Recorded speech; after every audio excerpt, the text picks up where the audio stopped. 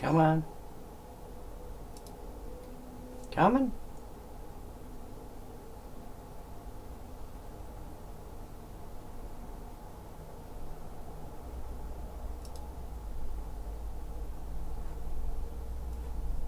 Okay.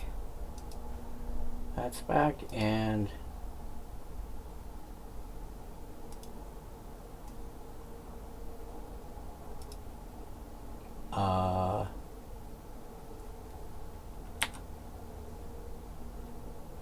there we are.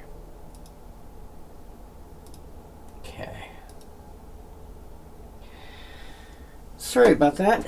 No idea what happened there, but apparently my my stream just my computer decided to crash. So no idea what happened there. But anyway,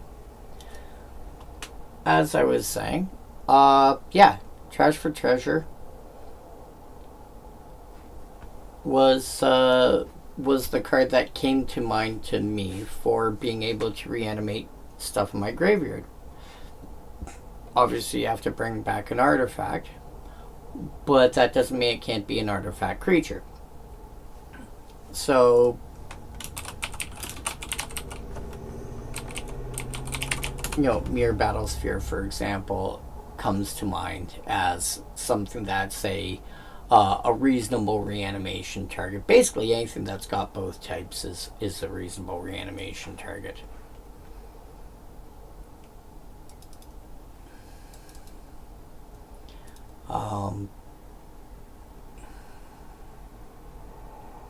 Sorry, just trying to get things set back more or less the way I had them before.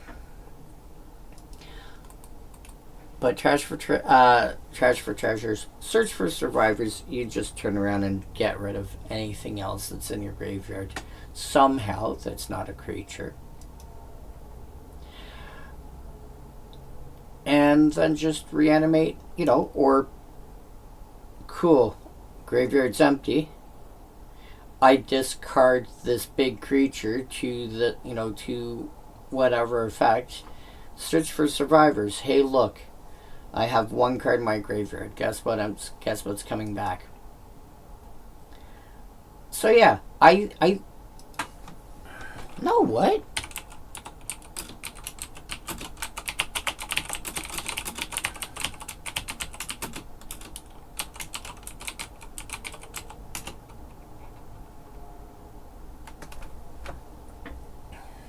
I wonder what other cards there are.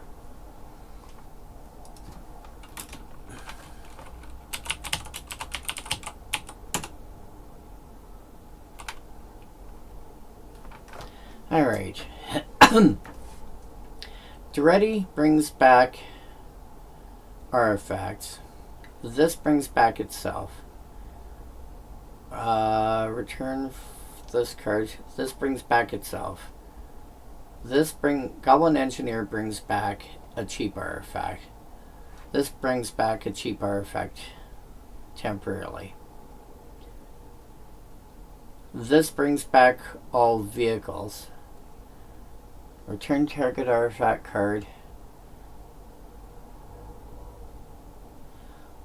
This brings back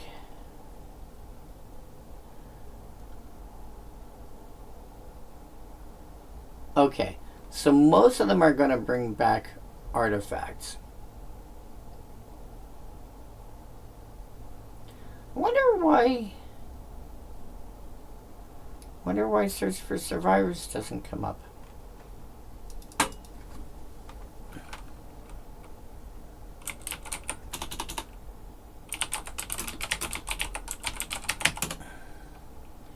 Otherwise, if it's great, put it onto the battlefield.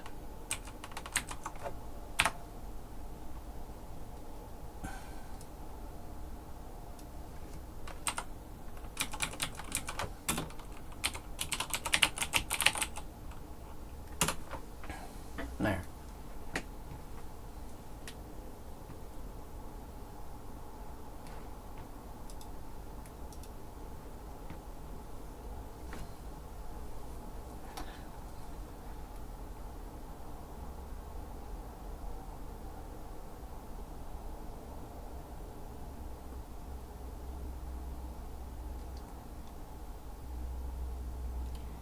Wow, that puts a big creature in. That can put a creature from your deck into play. Choose our. That reanimate artifact. Guild Feud.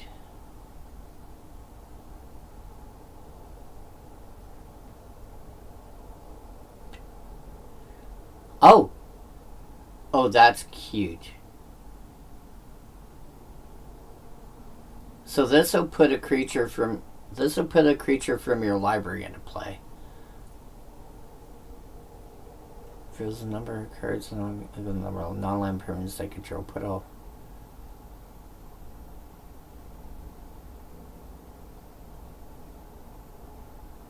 That's adorable. So have something like Mirror Battlesphere that comes into play and makes 4 more tokens. That's cute. We may put artifacts come into play.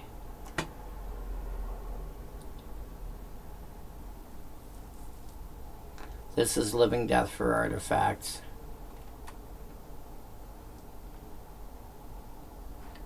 This puts a goblin into play.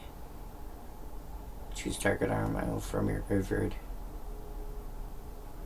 This reanimates an elemental till end of turn.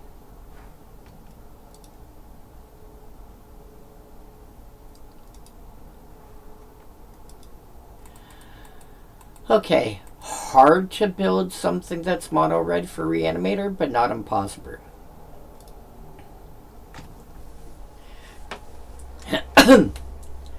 Rhystic Lightning is going to deal 2 damage. And if somebody doesn't pay an extra 2, it's going to deal an extra 2 damage. So this is not terra bad, because you're still getting something that's like, play this as a shock that will occasionally do 4. The problem is, realistically, you can get, like, there's Char and there's Flame Javelin, and there's other ways to get 4 damage. Like,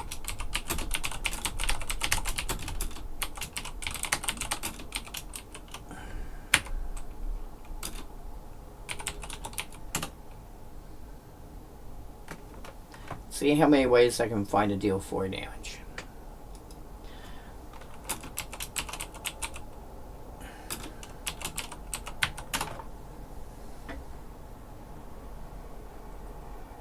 Sort by mana value. So Galvanic Blast, when you have enough artifacts, which is not actually hard in Commander, is going to deal 4.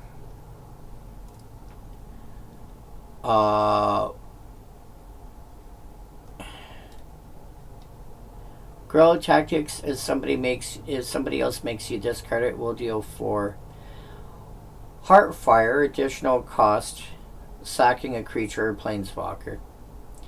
Improvised Club, more likely to be playable. Sack an artifact or creature.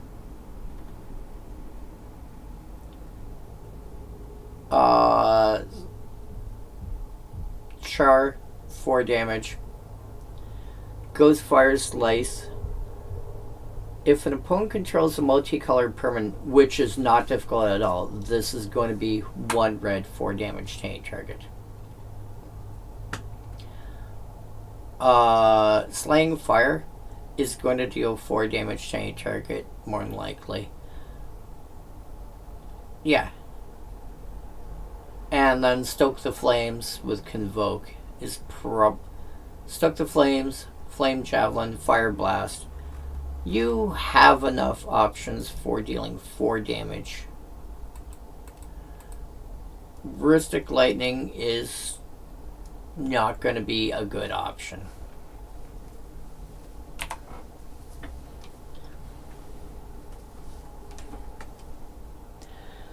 Green cards. These greens go on while I hold my eyes. So, Ventara Elephant, 5 mana for a 4/3 trample. That somebody can pay 3 to make it lose trample.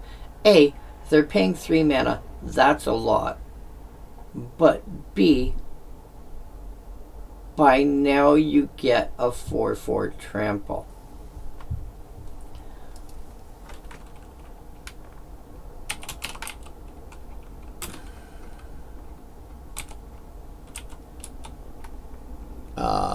Five.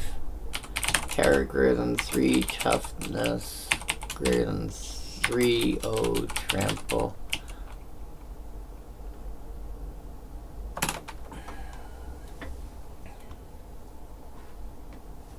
Oh yeah.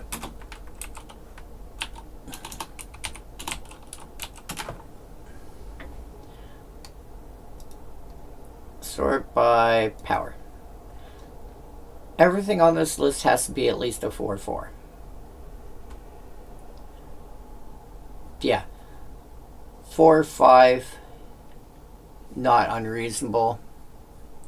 4/4 trample, that could potentially be 6/6. Owlbear comes into play, draws you a card. Spectral Hunter doesn't really count.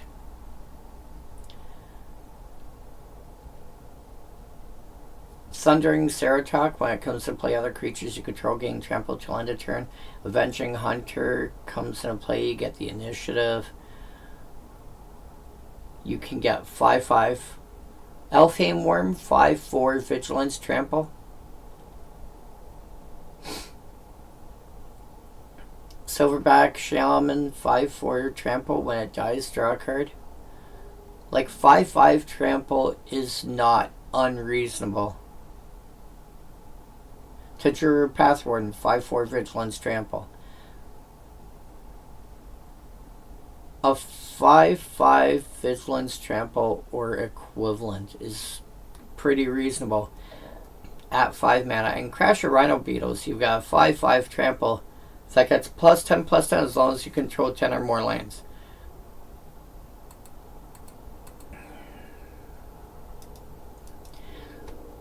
Don't play Ventara Elephant unless you have to. Root Cage. Mercenaries don't untap during their controller's untap steps. Oh, you're playing Tribal? You've got something that gives your stuff all creature types? Your creatures aren't untapping. What? Yeah. Somebody playing Tribal should make sure they have a card like Seedborn Muse somewhere in their 99 or 100, I guess, because an effect like that can just either that or at least have a disenchant effect. That's probably a more reasonable ask.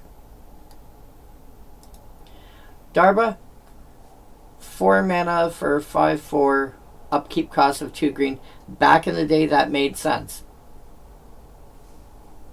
considering I can get a 5/4 trample, or I can get a 5/5 trample for 4 mana nowadays.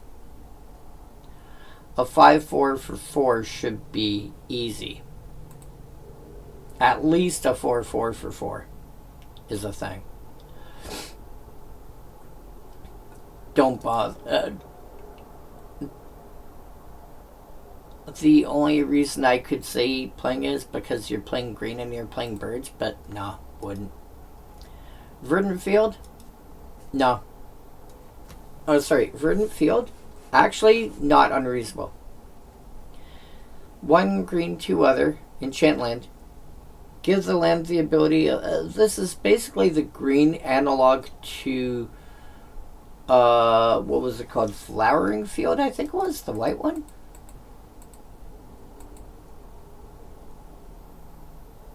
Yeah, Flowering Field. Except Verdant Field is more useful because it not only gives a point of toughness boost, it also gives a point of power boost. So that's got a lot more flexibility. Well, I shouldn't say it's got a lot more with respect to creatures, it's got more flexibility. Flowering Field, though, can hit players or battles or planeswalkers if you so desire. But Verdant Field is not completely unreasonable. Not a completely unreasonable card. Especially if you've got additional ways to untap it. Should you have additional ways to untap it? Probably not. But if you've got something that's like untap 3 lands, is it Gross and Restorer I'm thinking of that does that? Yeah.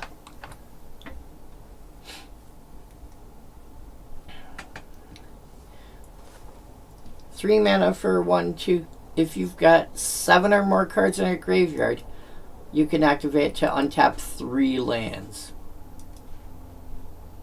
Like, throw... Oh, well. If you're playing Simic, you throw something like Freed from the Real on it. Tap it to untap 3 lands, including one that taps for blue. You're not just going to generate infinite mana. You can have effects like Verdant Field in play to not just generate infinite mana, but make your creatures infinitely large.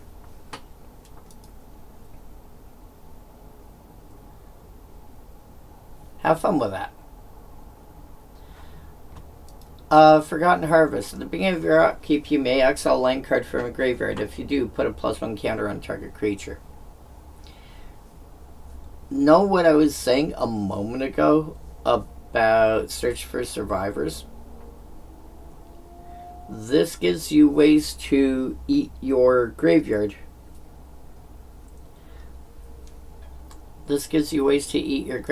And at least some of the stuff in your graveyard and get a bonus out of it. It's slow, but it's an option. It also gives your fetch lands, for example. Fetch lands are too expensive for me. No, they're not. First of all, people say fetch lands. The generic assumption are cards like Flooded Strand and Wooded Foothills and Verdant Catacombs, all of which are, fairly expensive. Actually, Flooded Strand, what are you at now?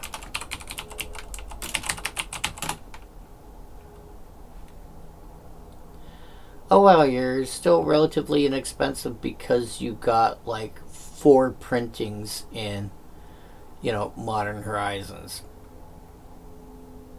This one's really nice.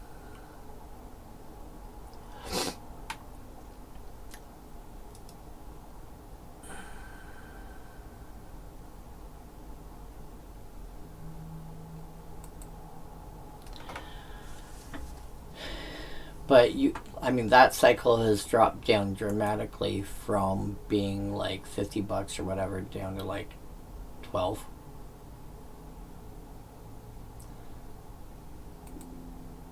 But that means you get extra, once you crack your fetch land. It's well, in that case, I don't have the use for it anymore. This gives you a use for the land that's in your graveyard. Mungo Worm?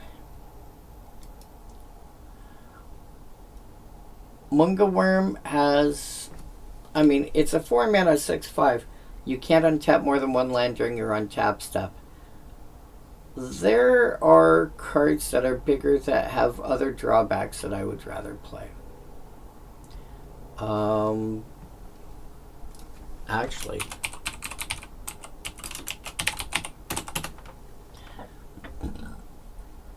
this comes to mind. This was a card that saw play back in Standard. It's a 4 mana 6/6 with hexproof. that stops you from being able to cast creature spells. But, A, if an opponent makes you discard it, it comes into play. B, anybody can pay 2 mana to make it lose all abilities, which suddenly means you can cast non-creature spells. So somebody pays the 2 mana and makes it lose hexproof. Cool. Now I can protect it with counter spells. Oh. Yeah. Yeah. Most people would rather play this over Mungo Worm. Just out of curiosity, 39 cents. Dollar-wise, this is half the price of Mungo Worm. And is generally a better card. Silk Crawler. 3 mana for a 3/3. When it enters, tap all lands you control. In response to that, you tap your lands for mana. At which point, you then continue casting your stuff. If it's turn 3 and you're casting this, okay, that doesn't matter. You've already tapped your lands to cast it. It has no drawback after it's already come into play. So your lands are tapped for 1 turn, which sounds like a lot because, 4 players. But after that, you're done. Mungo Worm. So Forgotten Harvest, maybe. Mungo Worm, if you're playing Worm Tribal, you might have to run it. Silk Crawler, I don't think anybody actually cares. Pygmy Razorback is one of those funny cards. It's like, it's a 2 mana. Like, here's the thing. ID equal green. Power greater than 0. Toughness greater than 0. Mana value equal to trample.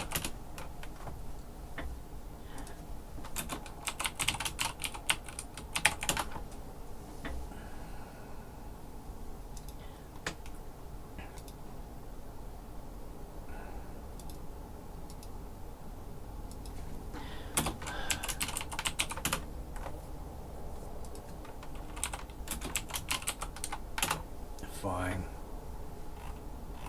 Does that get rid of it? Yeah, I got rid of it. Okay. So, Sheltering Ancient, 5/5 trample, but it has a drawback. Talara's Battalion, you can actually get around. 3/2.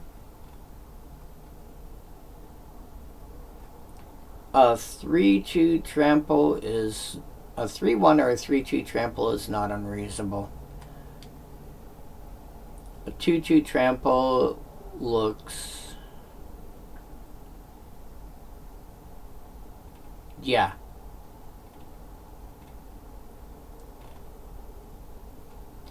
And even the 1/1, even a lot of 1/1 tramples are like not difficult to deal with. And then there's, yeah, that should be fine. Oh, figures.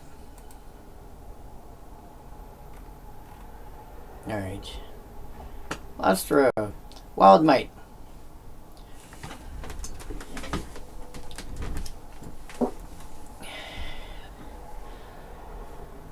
Again, not good because there's better options. In fact, there's an additional +4/+4. Okay, so this is giving +5/+5. Alright, so what can get +5/+5?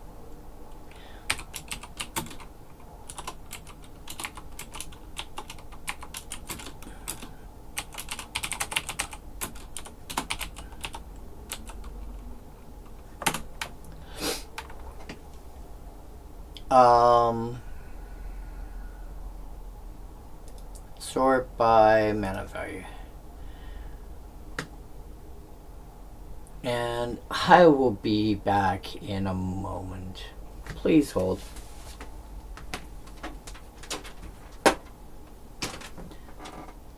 Well,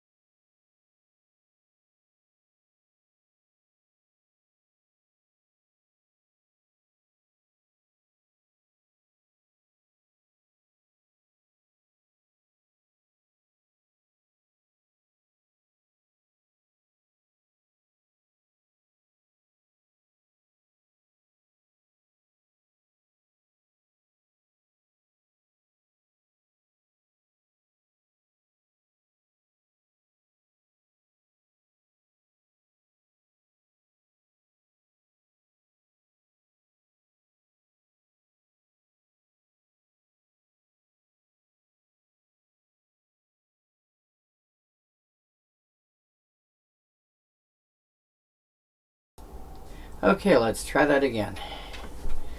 So yeah. Explosive growth from invasion might be better. Insatiable appetite will be, because it's going to give at least +3/+3. And sacrificing of food, a lot of cards just generate food by happenstance. Like oh, what do you call it?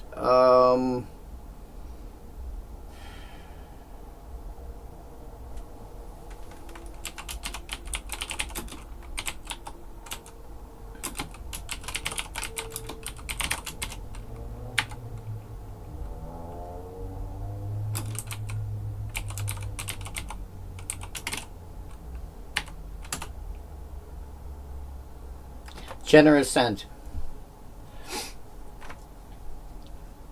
6 mana for 5/7 with reach, with 4 cycling. That, when it comes into play, creates a food.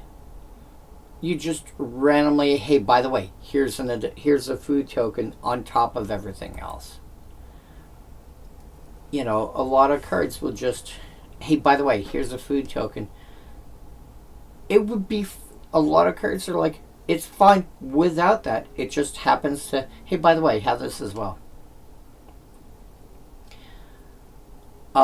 Might of Marasa, again, +3/+3. If you pay the kicker cost, bring it up to 5 mana as opposed to 6 for explosive growth, you're getting +5/+5.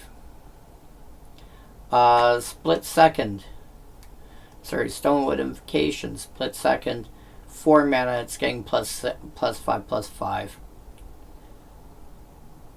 You look upon the Trask for 5 mana, +5/+5, indestructible, and everything that can block it has to block it this turn, if you choose that option. But realistically speaking, like, Wild Might,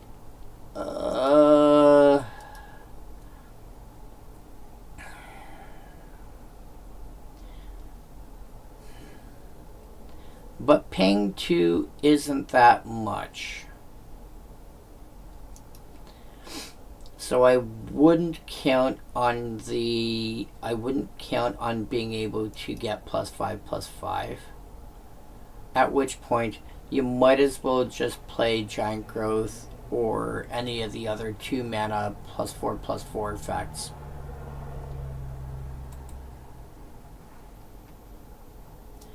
Elephant Resurgence. Each player creates a green elephant creature token. Parent toughness equal to number of creature cards in its... Oh!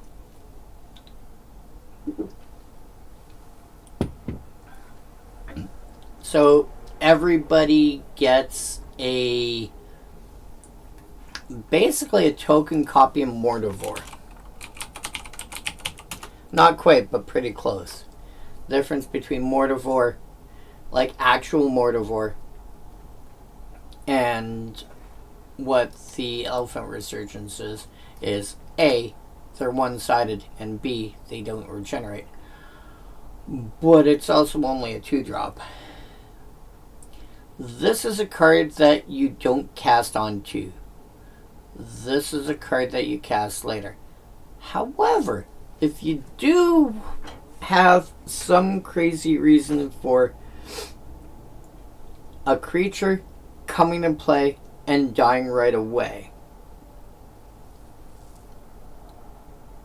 you might want to cast this on like turn 3 or turn 4 when there's still nothing in the graveyard, just to make creatures go pop, just so that you can get something else to happen.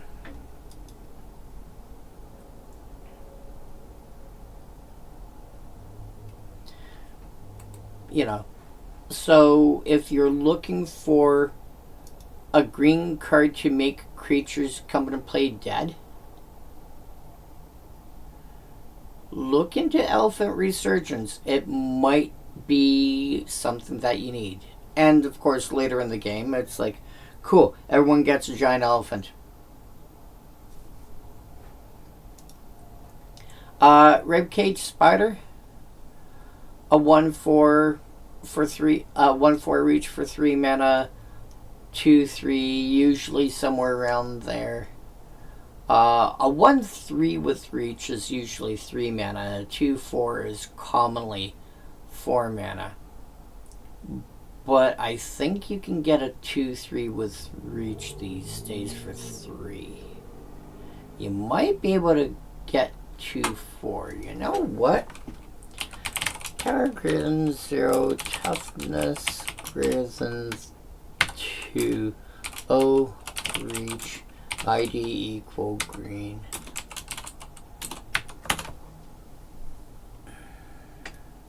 Oh, and mana value equal 3.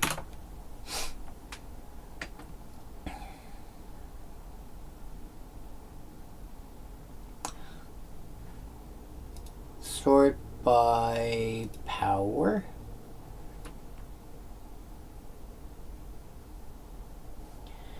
So, a 1/4 that can occasionally become a 3/5. 1/3, 1/4, 1/3, 1/4, 1/5.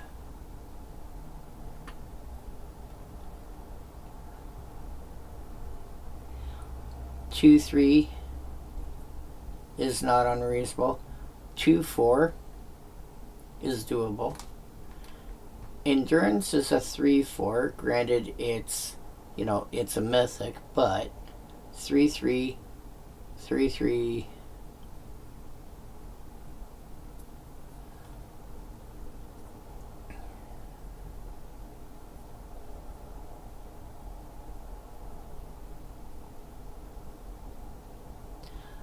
A 3/3 with reach.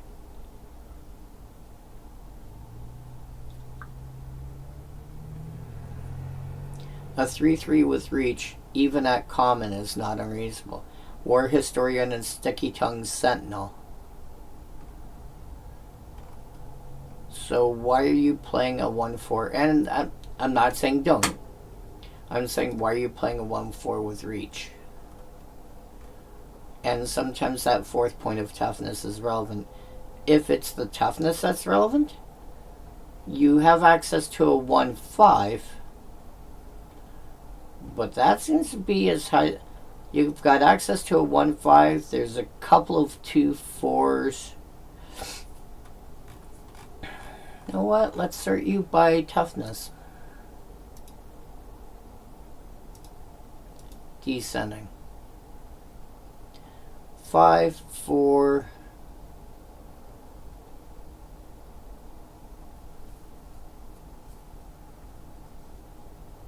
Oh, Scrap Shooter is silly.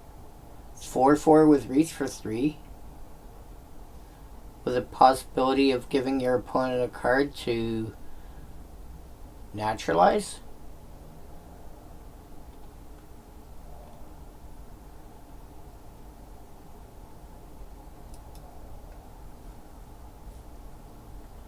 Okay.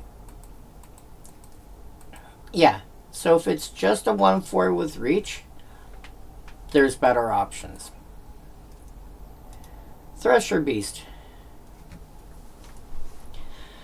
5 mana for a 4. 5 mana for a 4/4. When it becomes blocked, defending player sacks a land. It destroys everything in its path, including the path itself.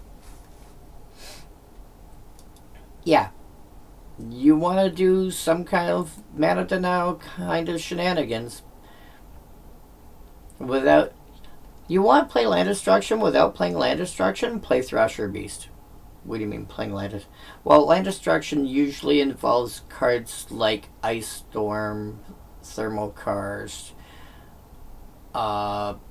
maybe Creeping Mold, etc., to blow up land specifically.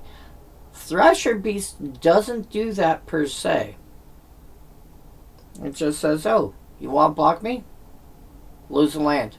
What? Yeah.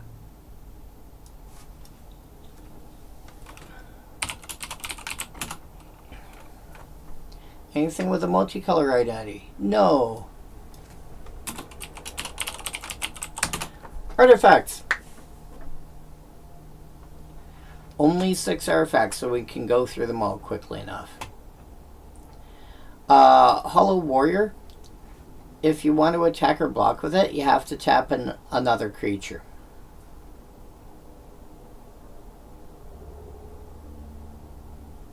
Unless you tap an untapped creature you control. This cost is paid as attackers or blockers are declared.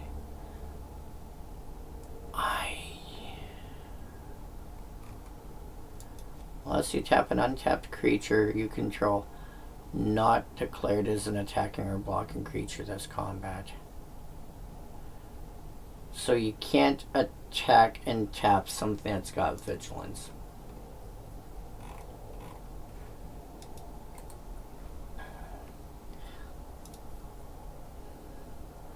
You should be able to find a 3/4 or 4/4 or 4/3 or something in that ballpark.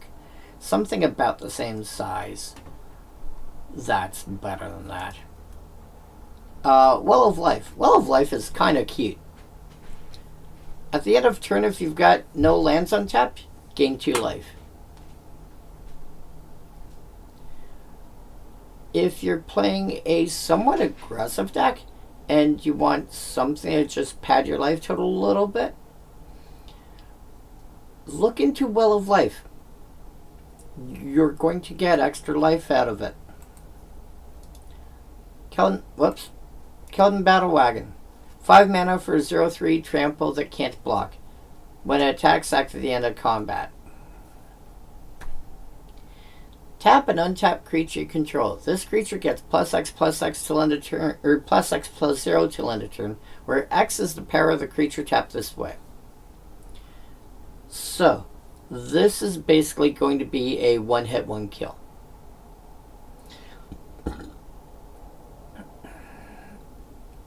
It's going to have 3 toughness.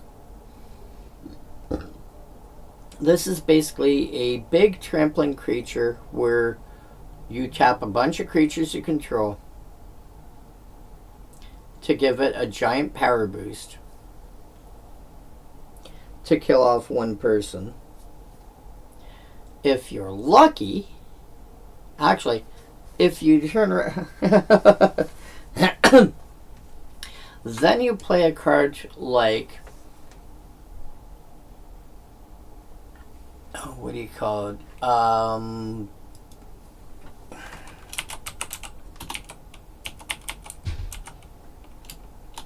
aggravated. Then you cast Aggravated Assault, or then you activate Aggravated Assault. Untap all your creatures, get additional combat phase, kill somebody else. The boost will stack. Then do it again. Hopefully you've got some way to give your Battle Wagon first strike. If you've got a way to give it first strike, game's over. You just sit there and you kill everybody. Oh look, I got 10 mana. Cool. 10 mana? Yeah. Well, I might need 15.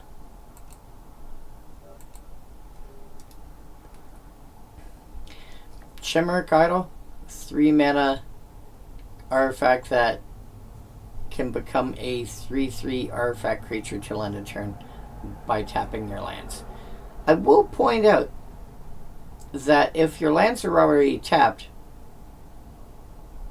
then tapping them is like trying to tap a creature that's already tapped. It won't have any visual effect. You still get the rest of the ability. You could even have no lands in play. Tap all lands you control. Okay, I don't control any, so I don't tap anything. I would probably play the Battle Wagon over the Chimeric Idol. Well, a Discovery. 6 mana at the beginning of your end step. If you control no one tap lands, draw a card. This thing I think needs to see play in more decks than it does. You know, if you're trying to play a slower controlling deck, meh, whatever. But let's say you're playing with dragons. You know, if you're playing like a dragon tribal deck, just throw a copy of this deck. Cool, I tapped out to play,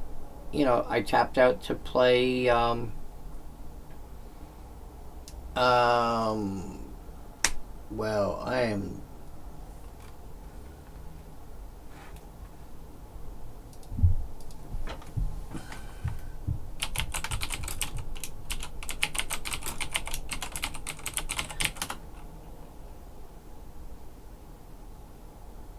Okay, cool.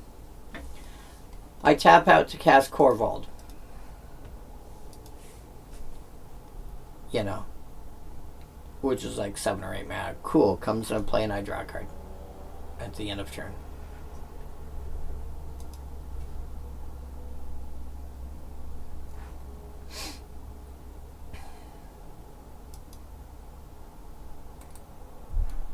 And then Copperleaf Angel. 5 mana, 2/2 flyer, which is that's normally like 4 mana realistically when you're playing like colorless. In colored, you can do it for 3. You might be able to do it for 2 depending on rarity and stuff like that. But not unrealistically when you're doing 4 mana, when you're doing colorless, 4 is not unreasonable. Tap, sack X lands, put X+1 counters on Copperleaf Angel. Which means, because they're +1 counters, if you've got anything that increases counters, like, let's say, you play Copperleaf Angel, and then you play Doubling Season, and then you tap and sack 3 lands, you're going to put 6 counters on Copperleaf Angel. Which is now going to make it into an 8/8 flyer that you spent 5 mana on. Sure, you just had to sack 3 lands, but now you got an 8/8 flyer. And at that point, you probably have an extra land or 2 in your hand anyway.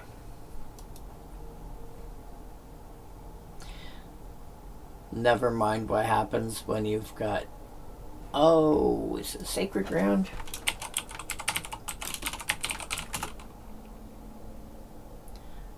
Whenever a spell or ability an opponent controls... Okay, no, it's not that one. And then land. Land ho! There's only 2 of them in the set.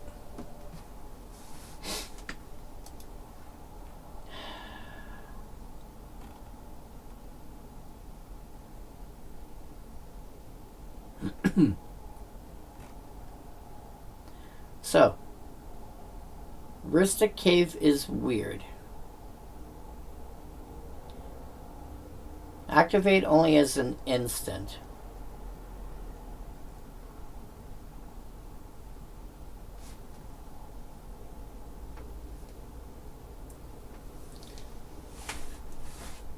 Yeah, that makes sense.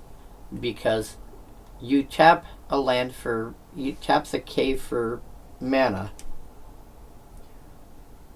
But then somebody can pay 1 mana to turn around and tell you, no, it's not actually generating mana.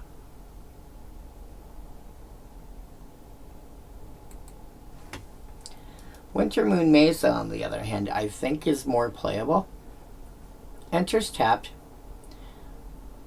Pay 2, tap it for colorless. Pay 2, tap and sack it to tap 2 target lands. Which doesn't sound like much. Sometimes that's enough to actually do what you need to do. Because, for example, if you tap lands on, if you do this on somebody's draw step, they don't have the mana on their main phase. Which is sometimes relevant. It's not very often. I'll be honest. It's not very often that when you want an effect like this.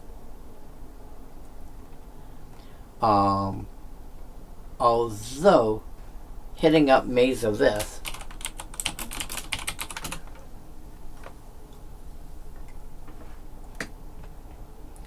which can only affect attacking creatures. I mean, in general, you want Rhystic Import over this, which is, you know, pay 1 and tap target land.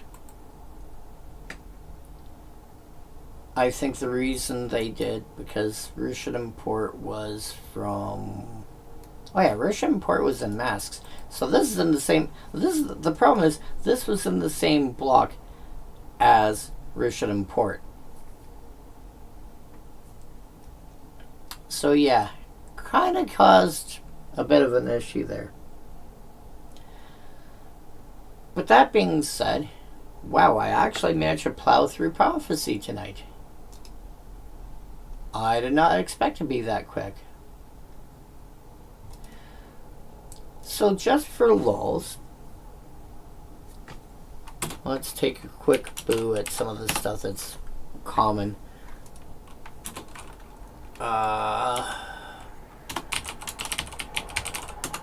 Let's take a look at some of the reprints that are in, or some of the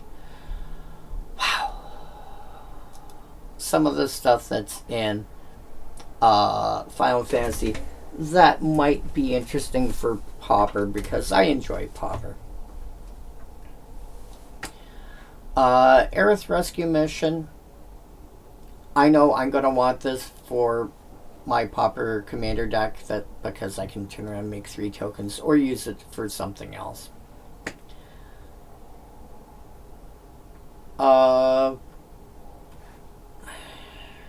A lot of the cards that have got basic land cycling, like the Cloud-Bound Moogle, are kind of meh. Curl, tap target non-enchantment creature. You can generally have tap target creature at that point. Dwarven Castle Guard, if you're playing some style of Aristocrats deck,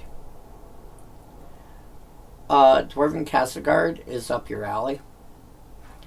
Fate of the Suncrist, 5 mana to destroy target non-land permanent. If it's a tapped creature, it only costs 3. Add in the speed. That's actually going to be pretty good.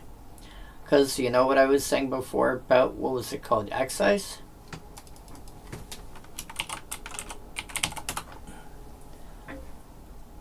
Yeah.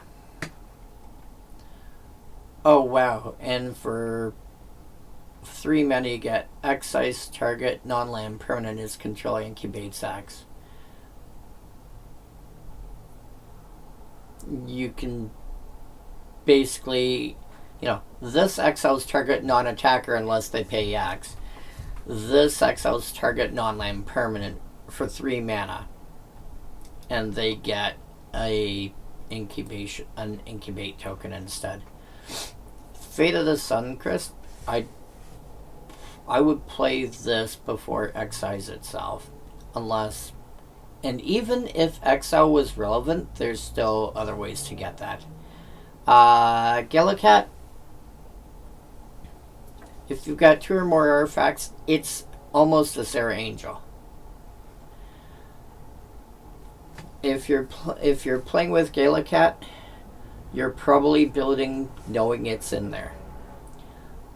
In which case, you know, you're going to run Ancient Den in there, and probably one of the bridges, and maybe have the odd food token or whatever that happens to get thrown in as a random side bonus.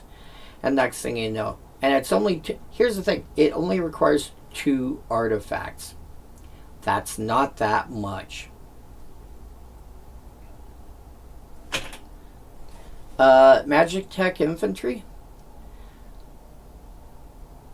Cast this off of an Ancient Den, and it's already a 2/1.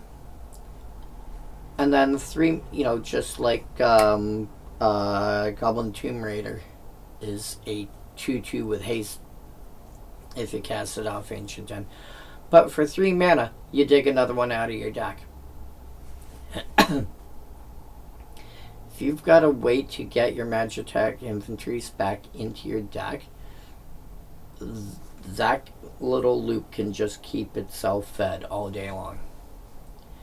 And the thing is, you don't need to have,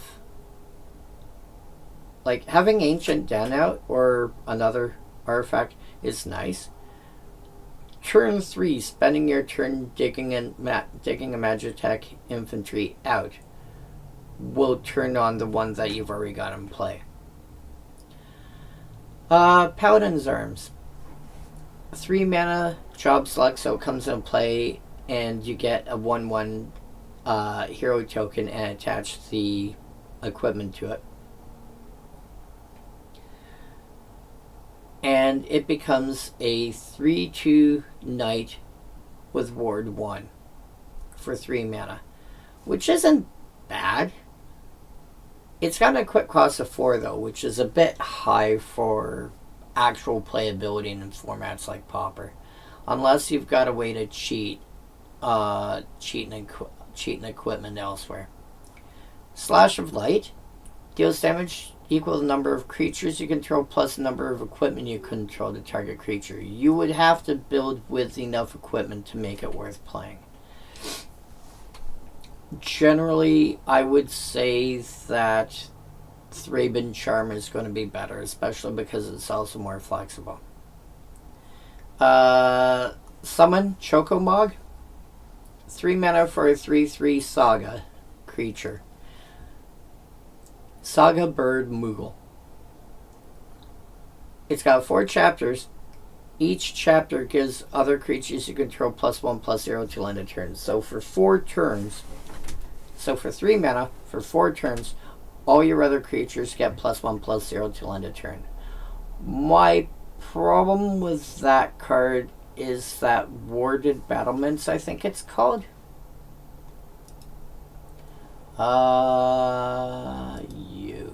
This. Visual spoiler. Don't need you. Yeah, Warded Battlements is the exact same cost. It's a 0/3 with Defender that just says attacking creatures you control get +1/+0.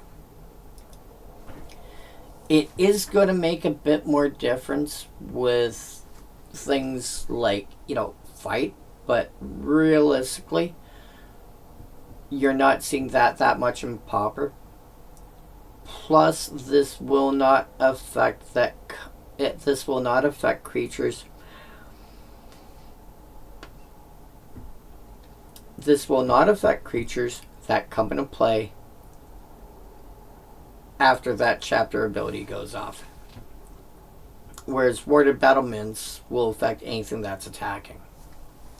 So realistically, I would play Warded Battlements first. If I need another effect like that, well, to be honest, if I need another effect like that, you've got, and of course now that I just closed it, now that I can't remember the name of the card I'm thinking of, you've got effects like Guardian's Pledge.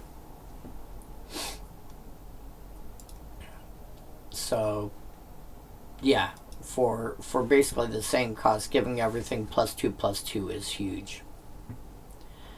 Weapons Vendor.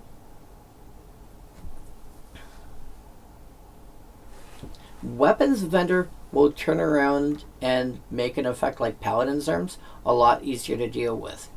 4 mana for a 2/2 comes in play, draw a card. Beginning of combat on your turn, if you control our equipment, you may pay 1.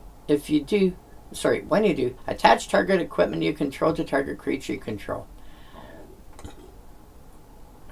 So you can turn around and, cool, I cast this for 4. Let's say I have 5 mana. I cast this for 4, draw a card, pay a 5th mana, attach the Paladin's Arms to this. I now have a 4/3 blocking Human Artificer Knight. Weapons Vendor is going to make certain decks a lot easier to play than, because that simple, it's basically like a brass squire. White Orosite in commander decks like what I do that want mana rocks at common, White Orosite is going to be pretty good. It's not going to replace Marble Diamond, but it's certainly going to supplement it. Plus, it's a removal spell. It's basically Banishing Light, plus a mana rock for 4 mana, which is pretty good. White Mage's Staff.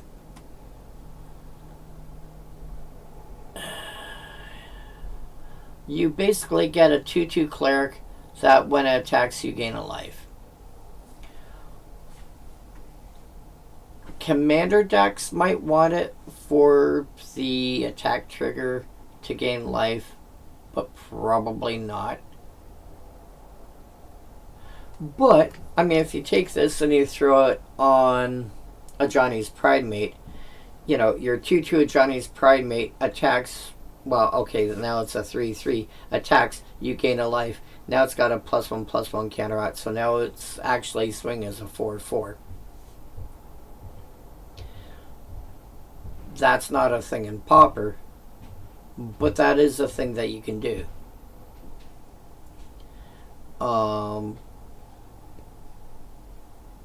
I don't see White Mage's Staff really being a thing in Pauper. You're not alone. Pauper decks generally have enough creatures that this is often going to be 1 white for +4/+4.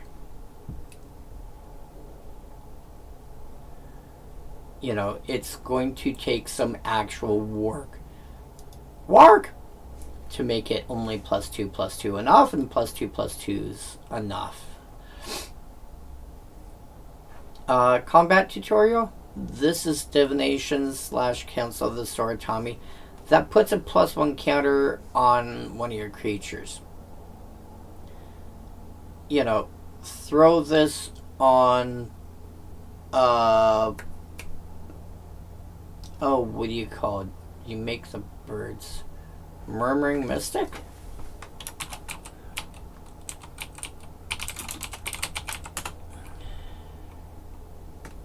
Yeah, put this on Murmuring Mystic.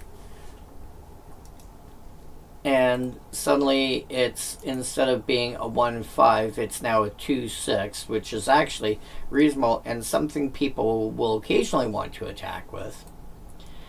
That has also generated another bird token.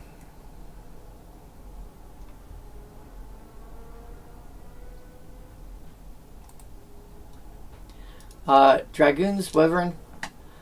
3 mana for a 2/1 that makes a 1/1 token. I mean, 3 mana for a 2-power creature is fine, but you can do better. But the fact that it brings along a second body with it does actually make this a bit more useful. If you're playing blue-white and you're playing that self-balance deck, kind of like that deck that's in Standard right now, where you've got the Nurturing Pixie and whatever that brings that, the black discard enchantment back to hand. There's a deck kind of like that in Pauper that can constantly recur. Well, it's got Core Skyfisher, for example, and it brings back Omen of the Dead, let's say, which is, instead of making somebody discard a card, it's Raised Dead. And just being able to consistently bring that back and look, oh, my Core Skyfisher died, I'll replay my Omen, bring it back. I'll replay the Skyfisher, bring that back to my hand, and just, the amount of just pure value you can get out of that, and being able to do something along that lines with Dragoon's Wyvern. It's an option. Dreams of Laguna. I like this better than think twice by a long shot. It's the same cost. The flashback is one more. But instead of just draw a card, you surveil one, then draw a card. I think if you're playing any sort of control deck in Pauper, you want this over Think Twice. Does your deck want Think Twice? That's a different question. But you definitely want this over Think Twice. The thing is, you're also going to have to decide between, like, do you want this and deep analysis? You're going to want deep analysis first. But if you need more of that, more card draw that you can cast from your graveyard, maybe Dreams of Laguna is worth it. Ice Flan. 5/4 with Island Cycling 2. This is the sort of thing that if you're playing it to reanimate it. You get a 5/4 creature. When it enters, tap target artifact or creature an opponent controls and put a stun counter on it, which is going to tap it down for the next turn. And sometimes that's enough to, like, Alpha Strike for. Sometimes that's enough to just turn around and win the game right then and there. And you still have a 5/4 blocker left behind. So, I don't know. Might be useful in certain types of decks. Ice Magic. 2 mana, return target creature to its owner's hand.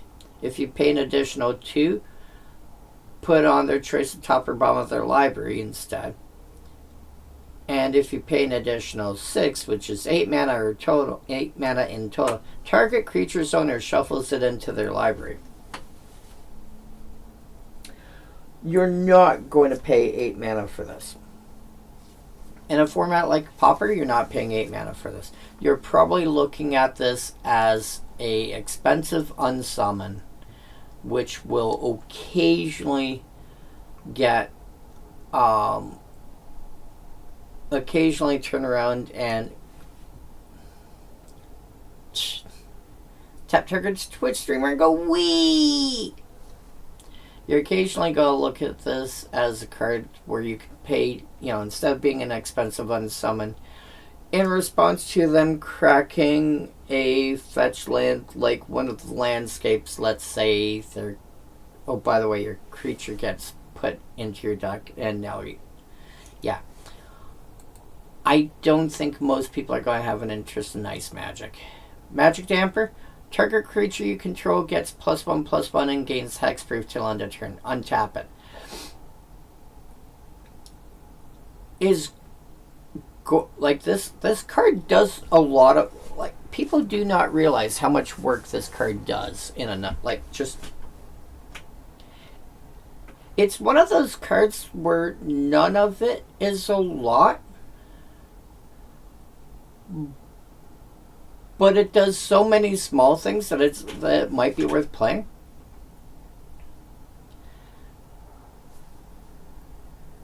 Poke in for some extra damage. Or make one of your blockers better.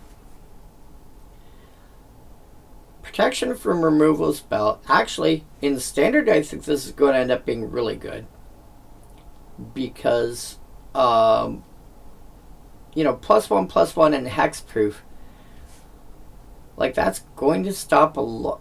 People just aren't going to be able to, spot removal your creature suddenly. And then untap it. Cool, I just fake give my creature vigilance. By the way, Murmuring Mystic suddenly gets another burden. Oh yeah. Oh, this thing is going to end up being really good. I think this is going to end up being good I think it's going to be good in Standard. I think it's going to be good in Pauper. It might make it into Pioneer. I doubt it'll make it beyond that.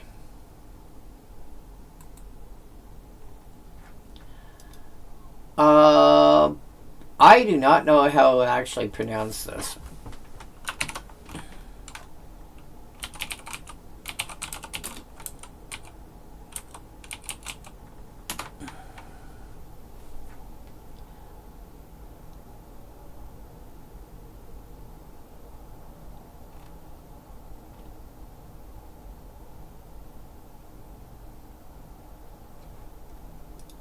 Let's see if I can find something quickly.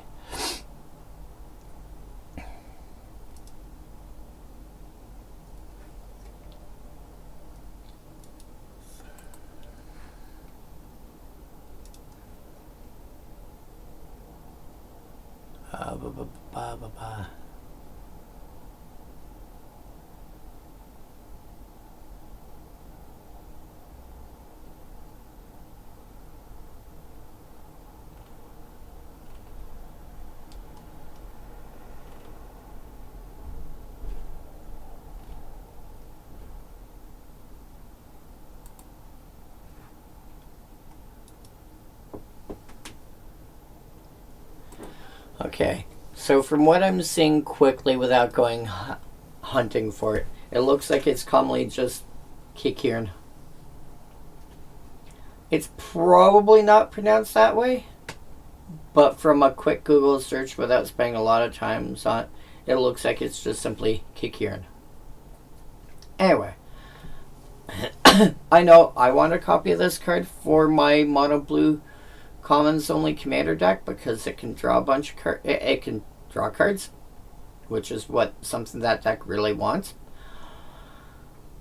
But I think this is going to be too slow for. I think this is going to be too slow for most decks in most formats. This is going to be one of those fun kitchen table cards, but beyond that, this is going to be too slow because if you want to be able to draw and discard a card, you can do that for like 2 mana with Merfolk Looter, let's say. Kitchen table flip. Oh!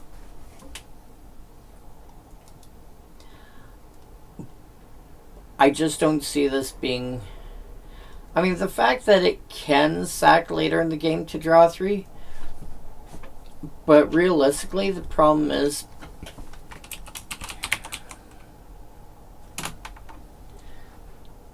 sort by rarity.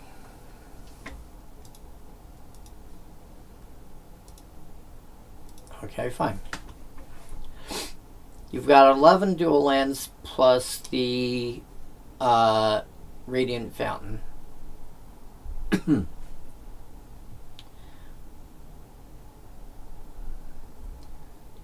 You've got a filter land, Miltooth, and you may sack this land and return another target permanent from your graveyard to your hand.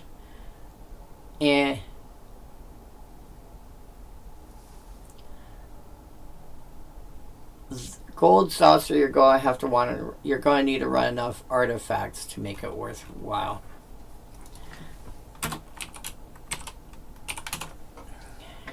And as for the rares, you have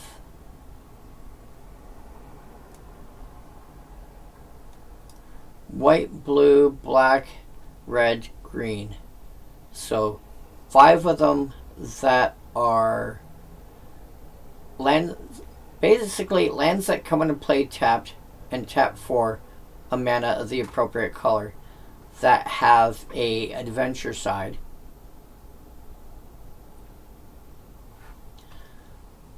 One dual land. Transform. What do you turn into?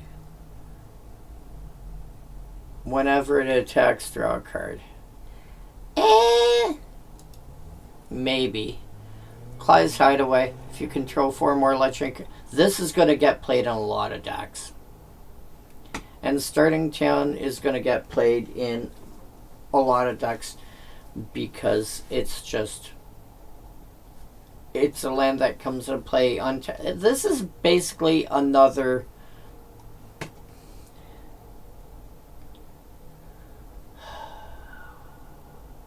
It's basically another mana confluence. If you need a mana confluence and you don't mind if it occasionally comes into play tapped, you're looking at that. But the problem is the towns that exist are like at common, for example, you're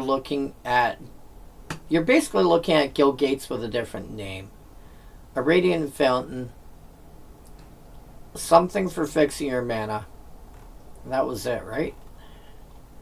4, 8. Yeah.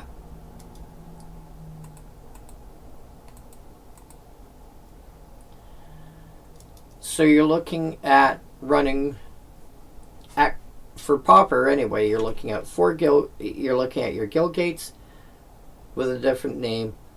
Your not mana confluence. Your radiant fountain, and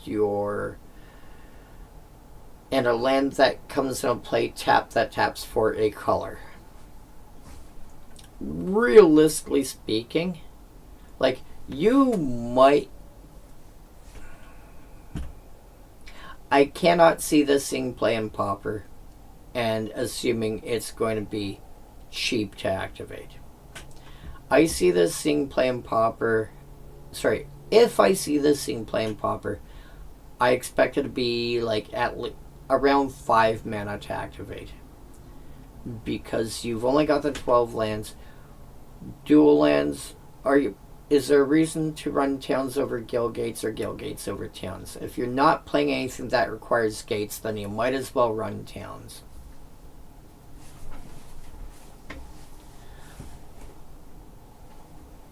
If you're doing that, then maybe you want to consider this. Retrieve the Esper is going to be good. Retrieve the Esper is going to be a single card that can get you a 3/3 and a 5/5.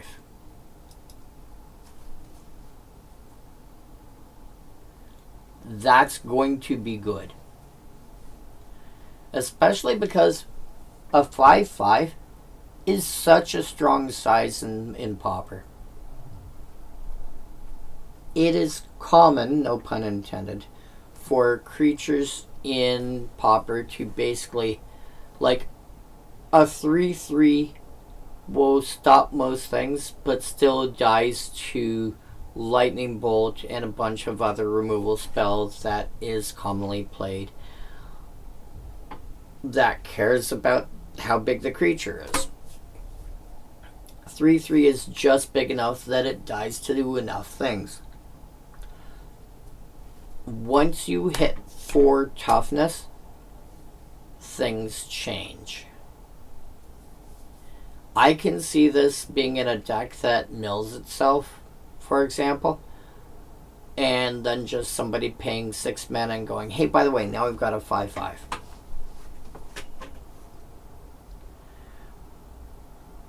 You know, pay 4 mana, maybe attack for a turn or 2, it dies to something else. Hilariously, because it's a sorcery that makes a token, this will help with like Tolarian Terror and similar effects.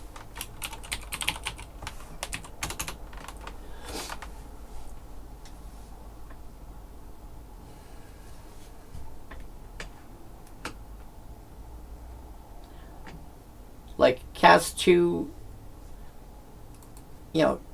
retrieve the Espers. And suddenly now this is a 5-drop.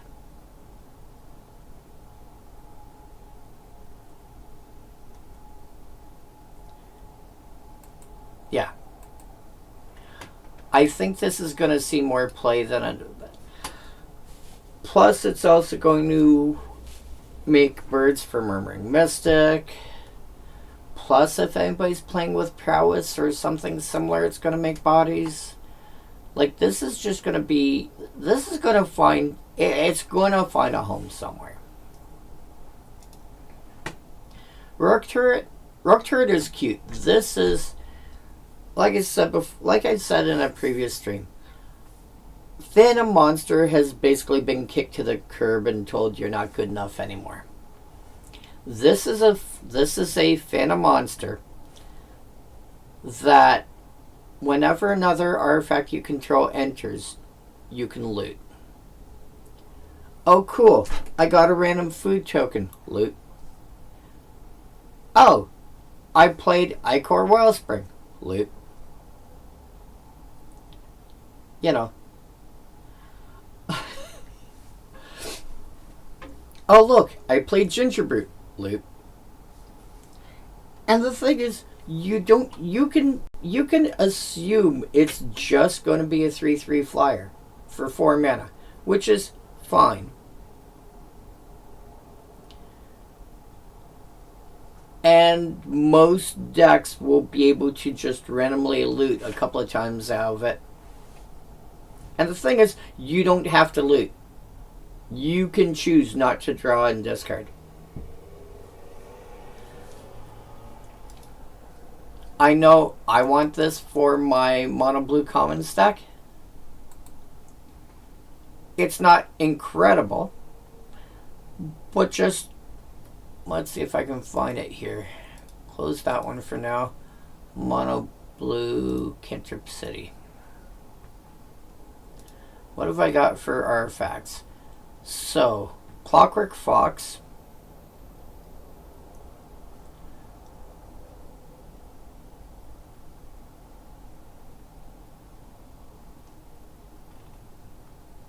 Sky Scanner. It's probably going to kick out the Sky... Well, yeah, it might kick out the Sky Scanner. No, I might keep that one around instead.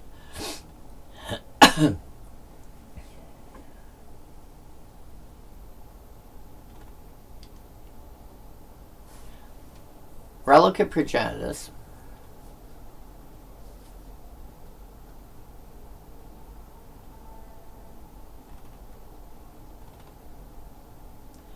My 7 mana rocks, so that's already 10 cards. Fetch lands.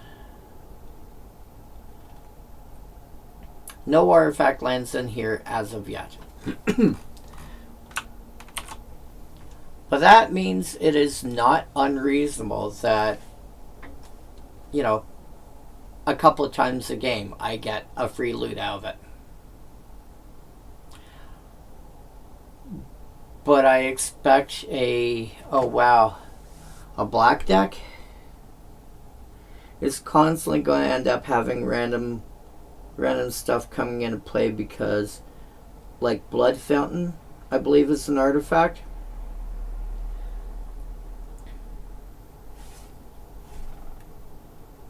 Ultras?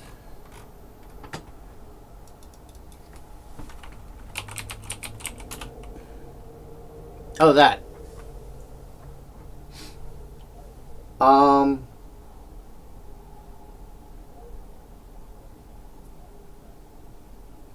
You're casting it the first time, and then beyond that, you're not paying mana cost.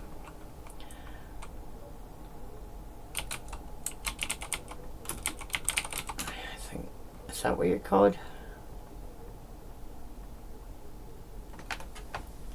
Yeah. At the beginning of each of your upkeep, copy the spell except for its epic ability. Yeah, you are not paying its mana cost, so Ultras. Neither of Ultras' abilities does. No.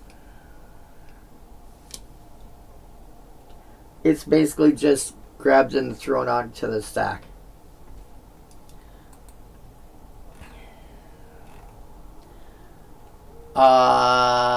Sage's Nullis is going to make a 2/1 when it attacks untapped target attacking creature. I'm not expecting to see much play in Pauper.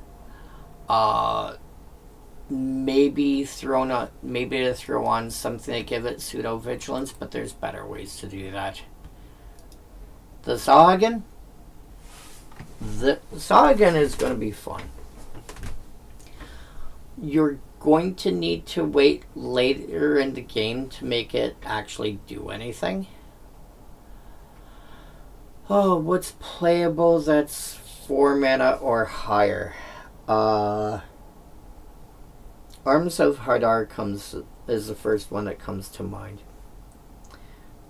Any mass removal-ish kind of card. You don't really see global pumps getting played because even Glorious... Oh, I can't remember what it's called. I've had it up a couple of times already. Damn it. Control-Shift-T. Guardian's Pledge. Even Guardian's Pledge is only 3 mana. And the thing is, you have to actually be spending mana on it. This isn't like, you can get away with casting foil and pitching cards or whatever to it. You have to actually spend the mana on it. So you're not Sahuagin might get pumped once or twice in any given game. But I think realistically you can assume it might get pumped once. In Commander? Yeah, but Dismiss is way too slow. Why would you play Dismiss when you can just play Counterspell, Arcane Denial, or a pitch counter? Thwart, let's say, so on and so forth. It's like, Holly, I get what you're saying, but it's, yeah.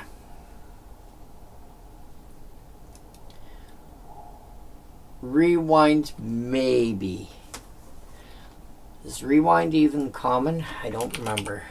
I think it's at least uncommon. Rewind. Oh, okay, it did make it to common. When did it get printed at common? Oh, it was originally. I'll be damned. Okay, did not know that. Yeah, Rewind I could see. The problem with Rewind is it's 4 mana to counter a spell. And if the Rewind gets stopped, you don't untap the lands. Which means having to have at least 5 mana open. Because Rewind, and then let's say Pyroblast your Rewind, so now I Blue Elemental Blast your Pyroblast. It's a lot harder to make it work. Realistically, again, we're talking Pauper. So it's a lot harder to make that work. Yeah, exactly. So Sahuagin, I don't see it seeing play. Scorpion Sentinel, I could see I could see Scorpion Sentinel being tossed into a deck that expected to go long. This is basically a early cheap chump blocker. Okay, Night Holly. This is basically a cheap early blocker. A 1/4 is actually a really healthy size for 2 mana, especially in blue. Normally you're looking at a 1/3. And then once the game goes on long enough, it's a 4/4. You have 7 lands, it suddenly goes and gets bulky and goes. Rrr! So I can see Scorpion Sentinel actually getting played. Stuck in Summoner's Sanctum.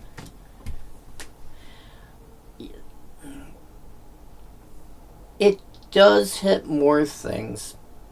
This is basically Weatherstone. What is it?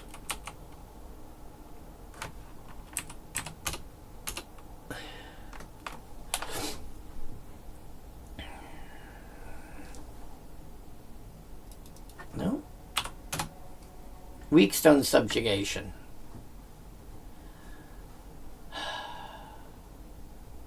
The problem is Weakstone Subjugation exists.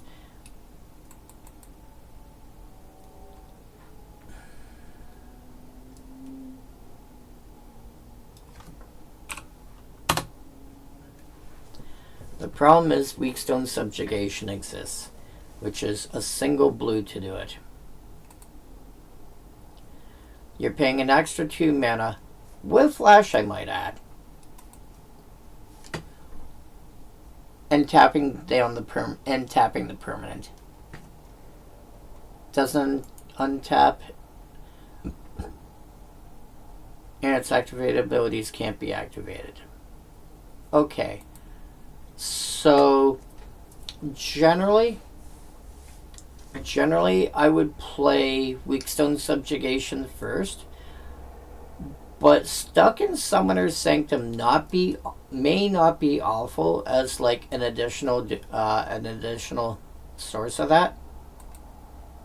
But you're playing the summonation, the subjugation first.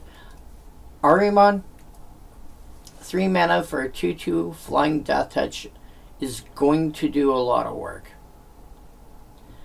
Like, yes, it dies to a lot of things because it's only 2 toughness. But if that sticks around for any legitimate amount of time, Death Touch means it kills like Tellurian Terror and, and your other giant ocean beasts. Pay 3, sack another creature or artifact, draw a card. Almost nobody's going to be using it for that. That's one of those random, hey, in case of emergency, I also have this. It's largely going to be 3 mana for 2/2 flying death touch. I feel like that also exists for like 2 mana for 1/1, which might be the better option. I am not 100% on this card. I think somebody's going to try it somewhere. Black Mage's Rod.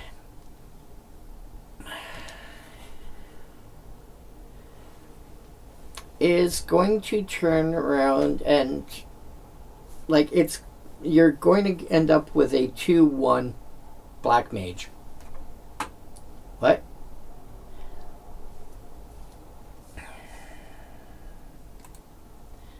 Let's see if I can find one quickly and easily.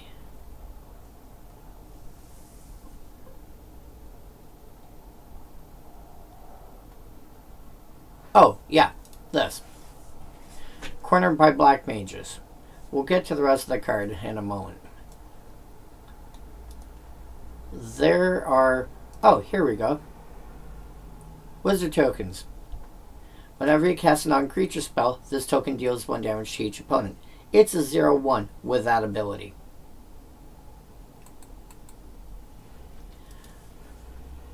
Black Mage's Rod.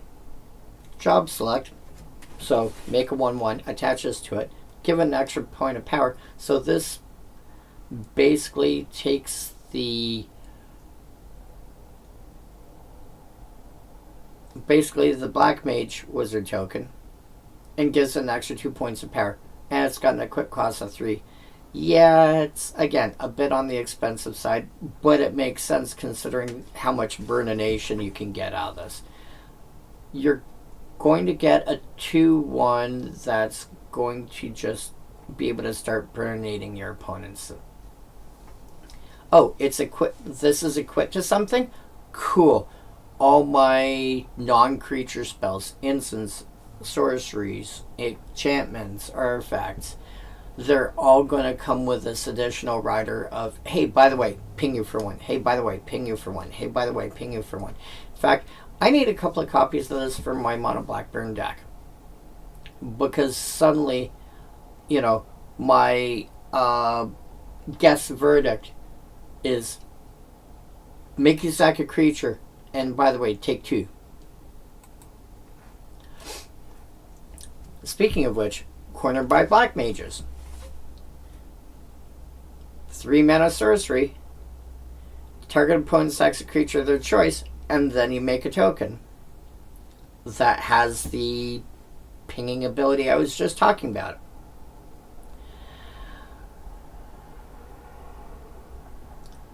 I will point out that you have already cast Cornered by Black Mages by the time you're making the token, so you don't get the extra ping out of it. You don't get the ping from, the Create a Black Wizard token does not see this having been cast in the first place, which is sad, but oh well. Fight on. 3 mana, raise dead 2 creatures as an instant. We've seen that enough times. Generally, people, if you want that kind of effect, you play Blood Fountain instead.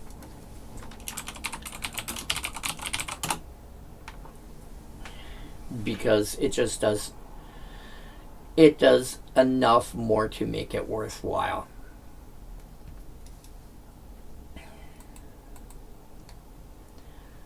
Hectize. 2 mana for a 1/1 comes in play. Each opponent discards a card. We've seen this enough times. There's no reason to play this over other cards that have a similar effect. There's no reason not to. It's just personal preference at that point. Marlborough, which I'm pretty sure a lot of people are going to call, especially a lot of older people, are going to call Marlborough. 6 mana for a 4/4, Swamp Cycling 2. When it enters, each opponent discards a card, loses 2 life, and exiles the top 3 cards of their library. I just realized, discards a card, 1, loses 2 life, 2, and exiles the top 3 cards. It's also a 4/4. 1, 2, 3, 4, I declare somewhere. But yeah, Marlborough, somebody, this is not terrible to be in a deck where you want to keep bringing the same creatures back over and over again. In fact, you have that in combination with Blood Fountain, and it's just going to wreak havoc.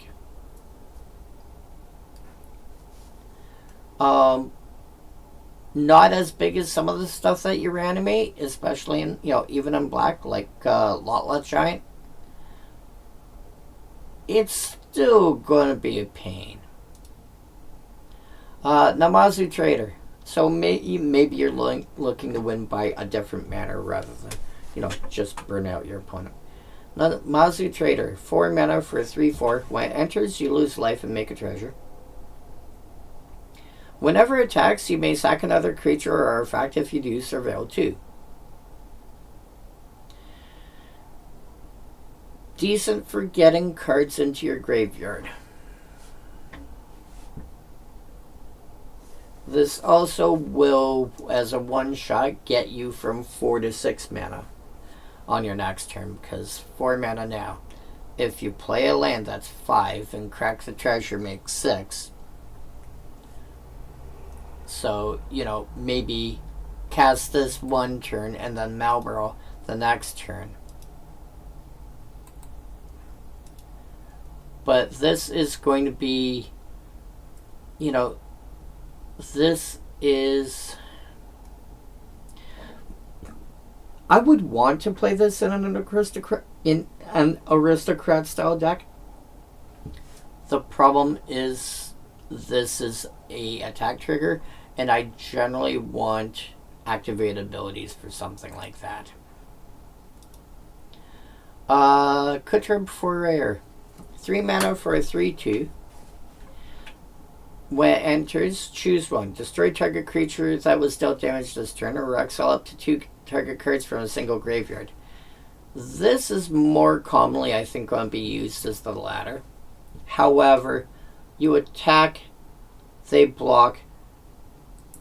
After combat is done, you go, hey, by the way, kill your creature now. Wait, what? Yeah, I took damage, kill it now.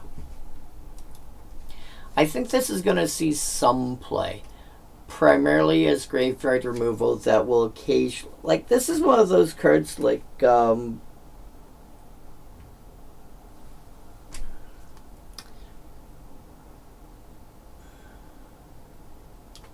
drawing a blank on names right now.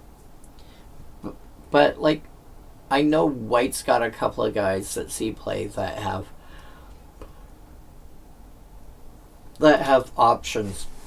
You know, they come into play and choose one. Do this or do that. Oh, I mean, Charming Prince is Charming Prince? Yeah, Charming Prince comes to mind. Charming Scoundrel. But there's one that sees play.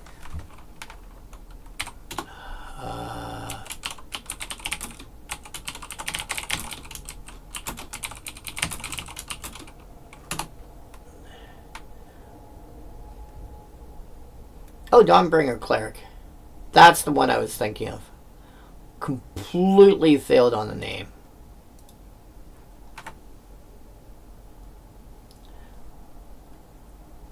Yeah, I rarely see any of the others, but Dawnbringer Cleric, definitely.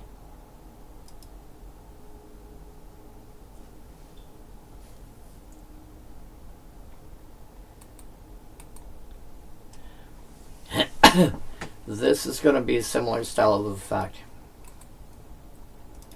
Resentful Revelation. I played this at the release. Again, another card for when you want to try and fill your graveyard.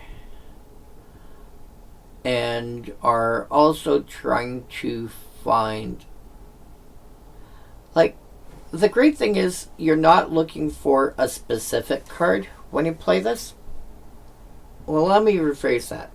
It doesn't say, you know, you're looking for a creature card, you're looking for a land card, you're looking for... No, you're looking for, you know, you put one into your hand. It doesn't say what it... You know, there's no restriction on what it has to be, which is nice.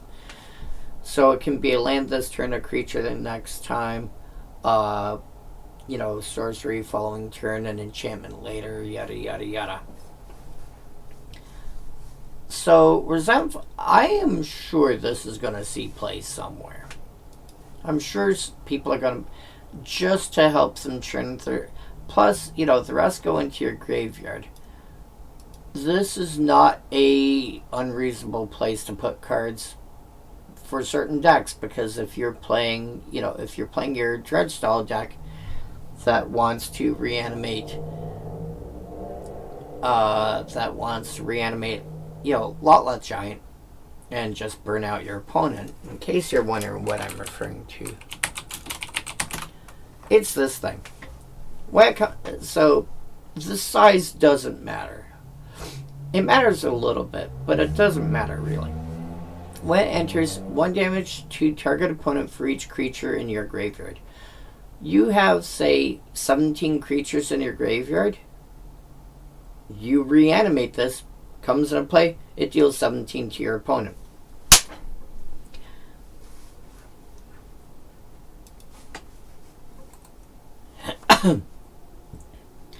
I will also point out that look at the top 3 cards of your library. They're technically still in your library. Put 1 into your hand and the rest into your graveyard. That means the other 2 are going from your library to your graveyard. So that will affect cards like Narcomoeba, which say when it's put into your graveyard from your library, you may put onto the battlefield. Are you not? I thought you had a common printing. Maybe not.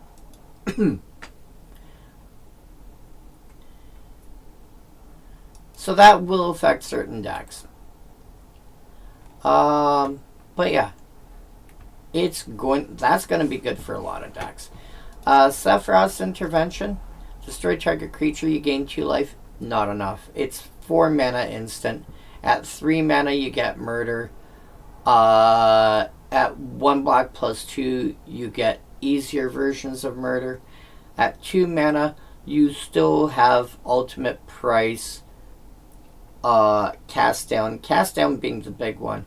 Plus, for no mana, but 4 life, you can play Snuff Out, which is a stupidly expensive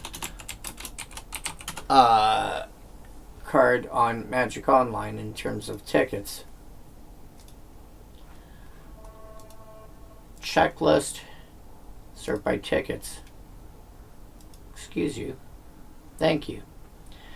It's only got 2 actual printings. The dual deck version on Magic Online and Mercadian Masks. And you're looking at the ballpark of, 10 to 12 tickets each. Because these other ones have not somehow made it onto Magic Online.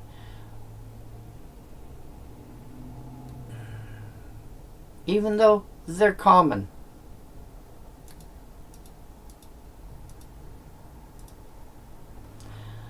Yeah. Oh yeah, I never actually did go through what it does. If you control a swamp, you can pay 4 life rather than its mana cost, which is black plus 3.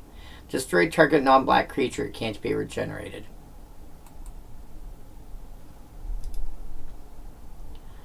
Yeah, nobody's going to pay 4 mana to destroy target creature when you can do it for 0 mana, 2 mana, 3 mana really easily.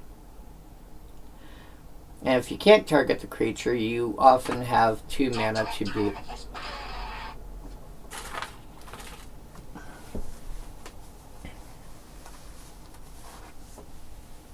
I just heard a thing. What did I hear?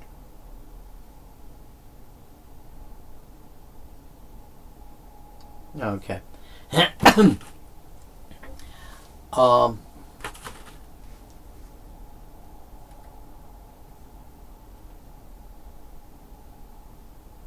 Good enough. Yeah.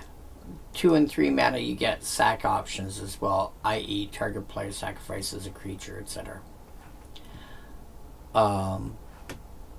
So yeah. Most people don't bother. Shinra Reinforcements, 3 mana, 2/3. Enters, mill 3 and gain 3. I don't think most people are going to have an interest in this. Let me rephrase that. I don't think most pauper players are going to have an interest in this. Being able to mill 3 is nice. Being able to gain 3 is nice. I don't think it does anything specific that people are looking for. Understudy Dairat, 2 mana for 2/2. So decent size for 2 mana at common these days. When it dies, you make a treasure. So it kind of only costs 1 mana to cast it.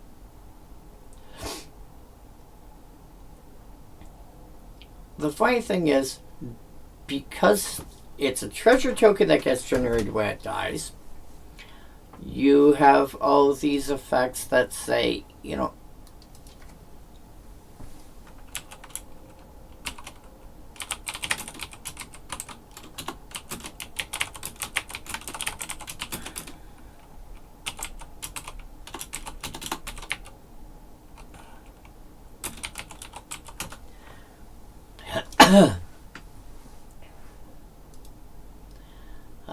let's start by mana value.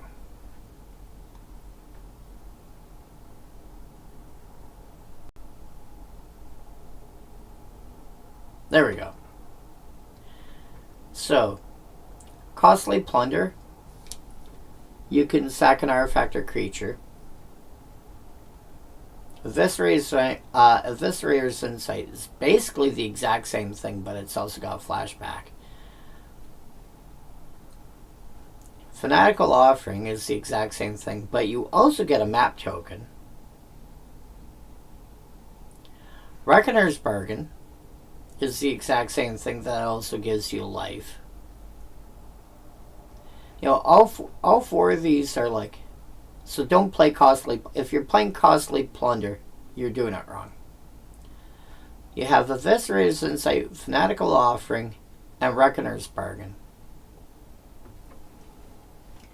All three will let you sacrifice the rat, draw 2, then sacrifice the token, and draw 2 again. Fanatical Offering creates a map token, so then you can sacrifice the map token and draw 2 again.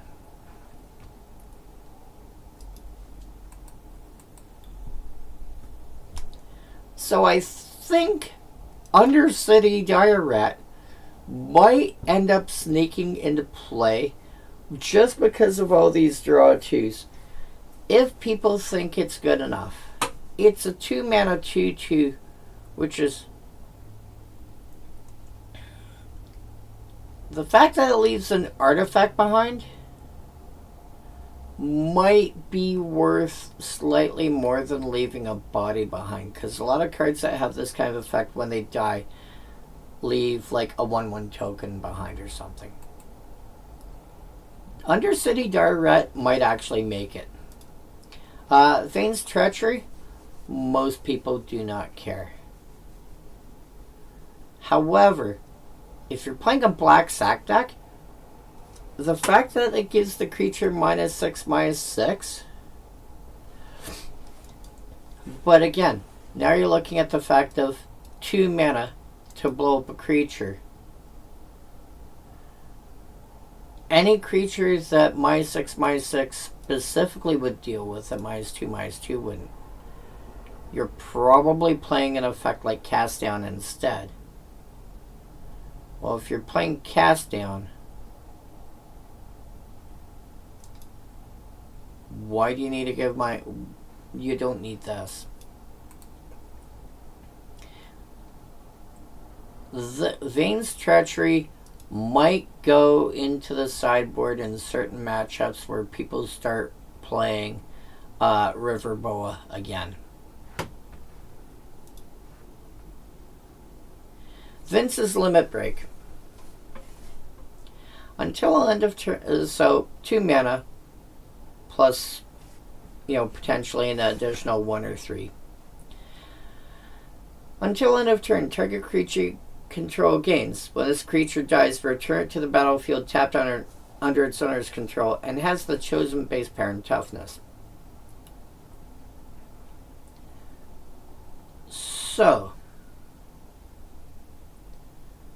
for 2 mana, until end of turn, it's a 3/2. For 3 mana, it's a 5/2. And for 5 mana, it's a 7/2. You're kind of looking at this as destroy target creature.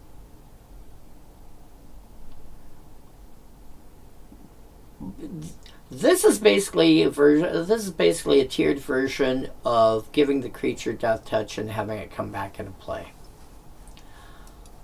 That already exists, and I think it's only 1 or 2 mana, period.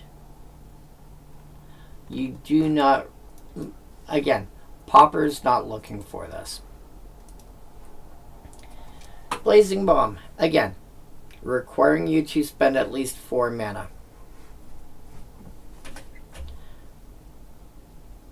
And tap and sack only as a sorcery to target creature.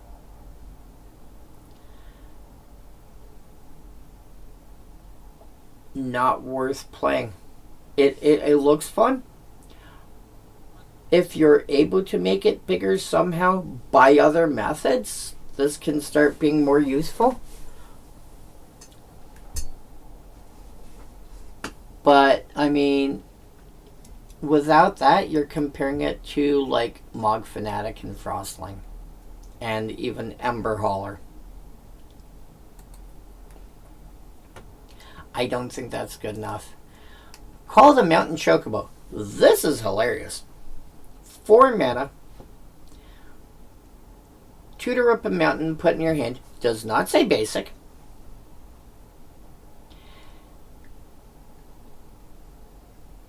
Make a 2/2 green bird. When a land you control enters, give the token +1/+. So that it's a token with landfall power boost, and it's got a flashback.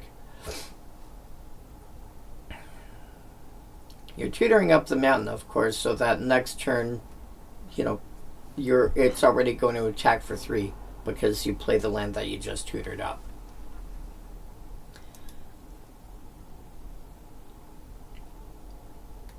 This is going to be too slow. It's hilarious, but it's going to be too slow. I will point out, though, that regardless of the rest of what it does, it's a red card that searches up a mountain that does not have to be basic. Haste Magic. Unsurprisingly, gives a creature haste till end of turn.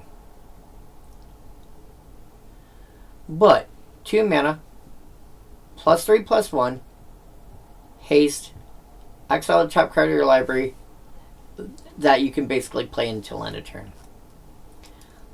This is going to get played somewhere. Hillgigas, 6 mana for 5/4 trample haste with mountain cycling. Not an unreasonable ask, not an unreasonable size and cost. But we also have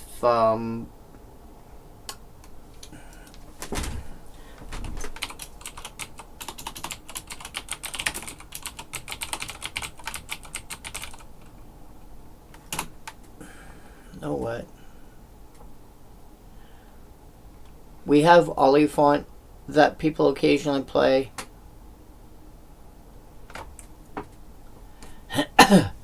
Which is a 6/4. Bedhead Beastie I could see people playing. Oh, yeah, I would probably play... I might play Bedhead Beastie over that. But realistically, it's only Oliphant, and that's a 6/4. So it's got an extra point of power. It doesn't have haste. It does trample. I don't know. Hillgigas might make it. Although, part of the reason why Oliphant sees play as well is because it's also Mountain Cycling 1. Which is kind of a big deal. Item Shopkeep. Whenever you attack, target attacking equipped creature gains mana till end of turn. So, you have to be attacking, and the attacking creature has to have equipment attached to it. In other formats like Standard, that's actually... and Standard, Modern, Pioneer, that's actually quite reasonable. It's not that big a thing in Pauper because people don't commonly... like... The problem is being able to find good playable equipment at Common. And a lot of them are like, just people don't use it for that. Laughing Mad. Laughing Mad is your thrill possibility for an extra mana, but it's got flashback. And its flashback is only 1 more mana over its base cost. Like, this is going to get played somewhere. Somebody's going to make use of this. Especially if they've got... especially if they've got some way to reduce the cost on it. I don't expect them to have to reduce it, but if they've got any way to reduce the cost, this gets dumb really fast. Goblin, a Narcomancer. Is that the one I'm thinking of? Each spell you cast that's red or green costs 1 less to cast. 4 Narcomancers, 4 Laughing Mads. This is with 2 Narcomancers. You have a, it costs 1 to cast and 2 to flash back. And then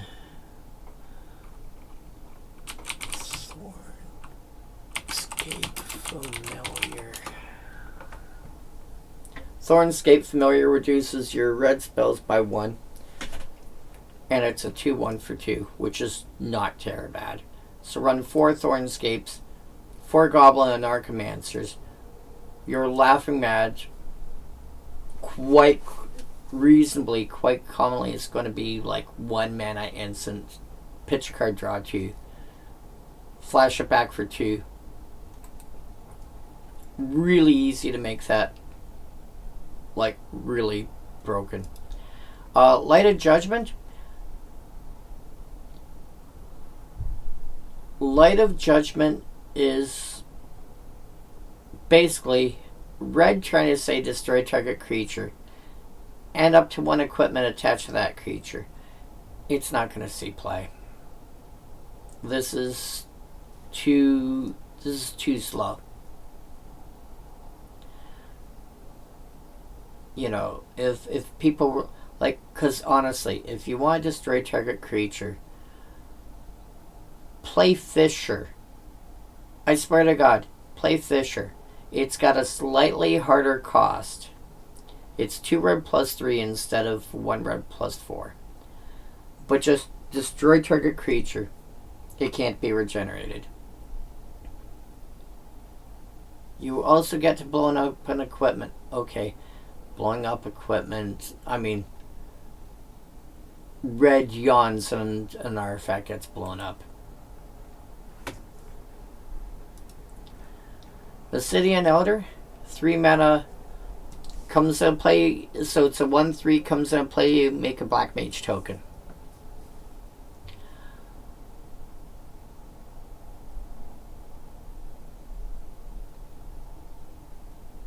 This is basically a red card that makes a second, that makes 2 bodies.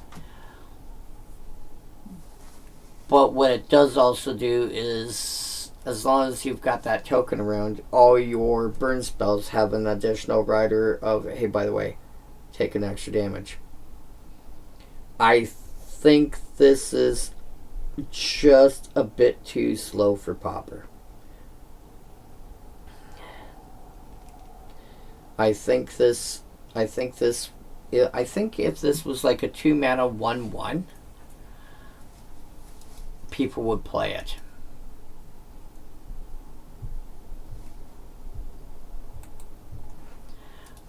Speaking of which, Red Mage's Rapier.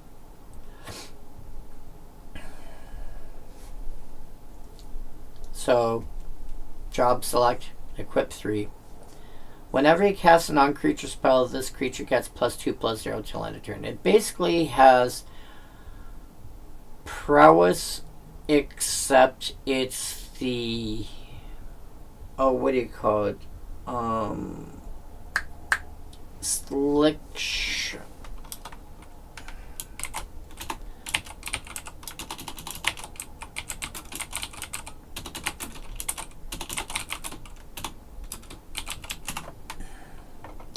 Yeah, the Slick Shot Show Off. 2 mana. Yeah, this is basically making a, so Red Mage's Rapier is basically making a common version of Slick Shot Show Off. It doesn't have flying, it doesn't have haste, but as equipment, it can bounce around to other things.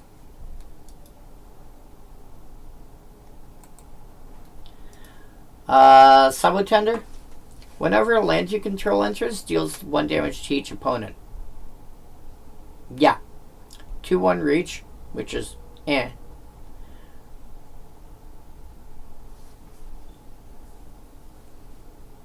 You're playing Pauper? You play 4 of these, and you play, like, any kind of fetch land, access tunnel, evolving wilds, anything of that sort of nature, these get dome.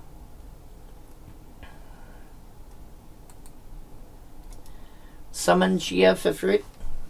3 mana for a 3/2 with 4 chapters. Chapters 1 and 2 allow you to rummage. 3 and 4 get you an extra mana. Chances are 3 mana, assuming this lives. 3 to cast. Turn. You play it on 3. Turn 4.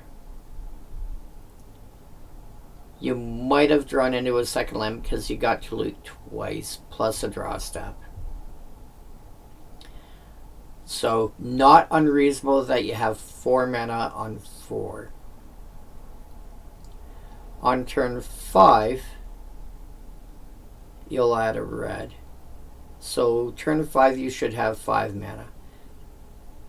Turn 6, you might actually have 6 mana because the red and dropping an extra land is not out of the realm of possibility. If it lasts that long. But it's a 3/2. And it's also an enchantment. I probably expect this to die before it hits chapter 3. It dies easy. Suplex. Suplex has got a fair amount of discussion about it over at Propaganda, on his stream last time we were talking about cards from Final Fantasy. This came up. And there's like 3 cards that do something similar. There's Suplex, there's, I think it's a Braid, and Cast into the Fire. And they all do just enough different things that they're not all, there's no which one is better in, like, there's cards that are better in certain use cases, but none of the 3 are strictly better than each other. So this is just an additional option.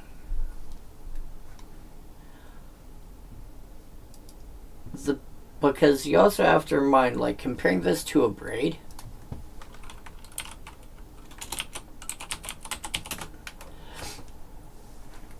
is instant, 3 damage to target creature, destroy target artifact.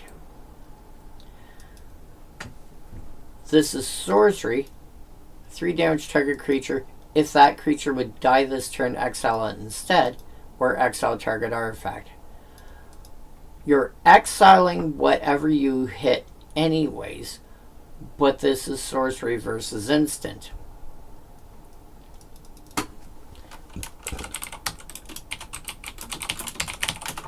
Compare Cast into the Fire, which is still instant, still exile target artifact, but deals 1 damage to each of up to 2 target creatures.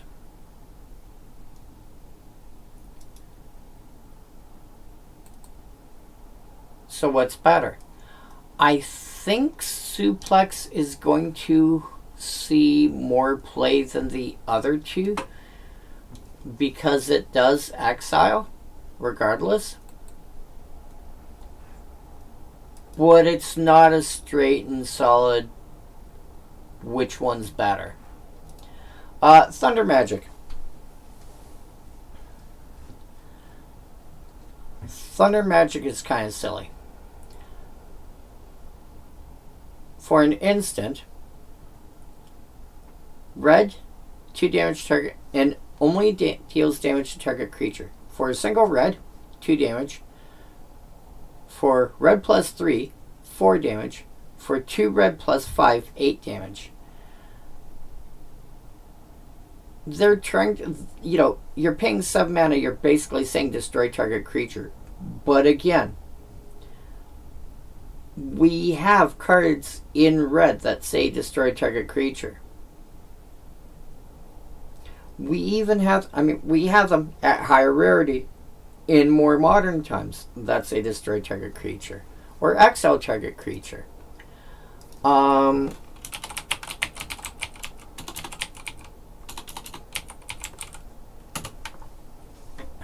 Transmogrify, 4 mana, exile target creature. They from Core Set 2021, which came out in 2020, so 5 years ago. They flip over cards till they hit a creature card, put that in play, and then shuffle. But we have cards in red that just outright kill creatures. Is there a reason this could not have been worded to say destroy target creature? I don't know. Maybe it felt wrong because there's creatures that are resistant to the damage or something, but still. I see Thundaga and I'm like, it feels like it should just be destroy target creature by that point. Warrior Sword, 4 mana, you get a 4/3. And that's literally all it is. And an equip cost of 5. Without an effect like Weapons Vendor, it's not going to be worth playing that because it's an equip cost of 5. But even so, it doesn't do enough. It's just stats and not enough to make it worthwhile. Airship Crash, 3 mana, destroy target artifact, enchantment, or creature with flying. Instant, cycling 2.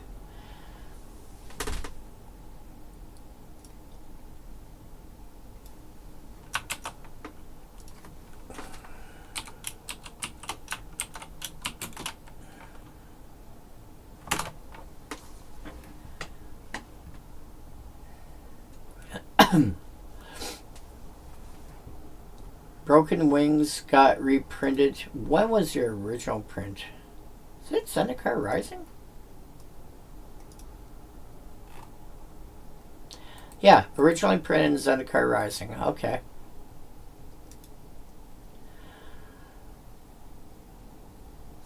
Yeah.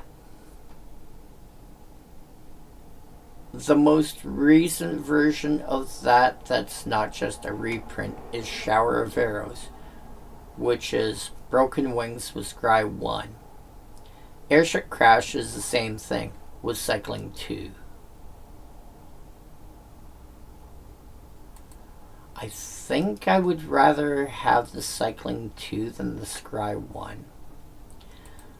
Airship Crash might make it into the very odd deck because of the cycling, because I think there's enough artifacts, enchantments, and flyers in the format that people legitimately play that might be interesting enough to play. I doubt it.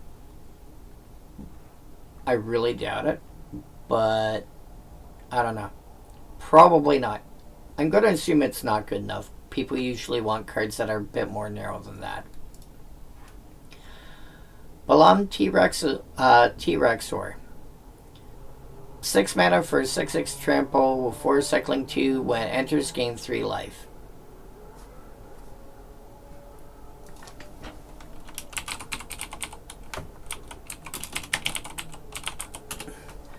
Compared to Colossal Dreadmaw.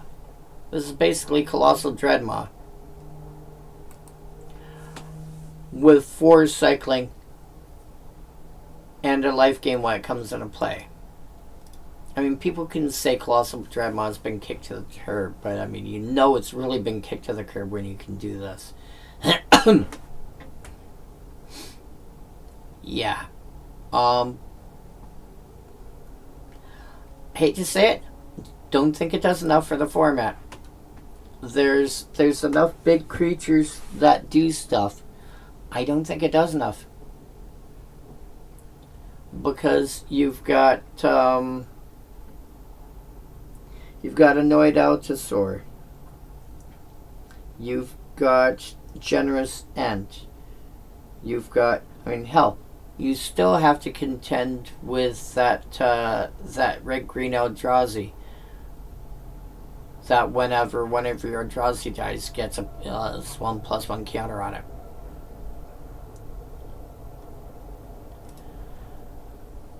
Bard's Bow. This basically makes a 3/3 with reach for 3 mana, which, as we saw earlier, is not actually bad. It's actually fairly decent. The problem is the equip cost is 6. You are basically going to cast this as a 3/3 with reach, and if the token dies, you're like, oh well. If, on the other hand, you decide you're going to be silly and play Tron, that equip is 6 is suddenly like, I can do that. Yes, what happens if my Eldrazi, what happens if my Ulamog's Crusher is a 10/10 instead of an 8/8? No big deal. It's fine. It's fine.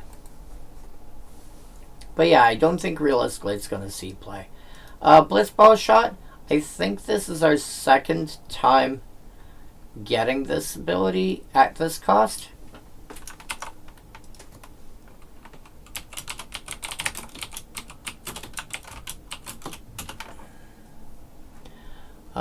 Sort by mana value. Oh, wow. Blitzball Shot, Fanatical Strength,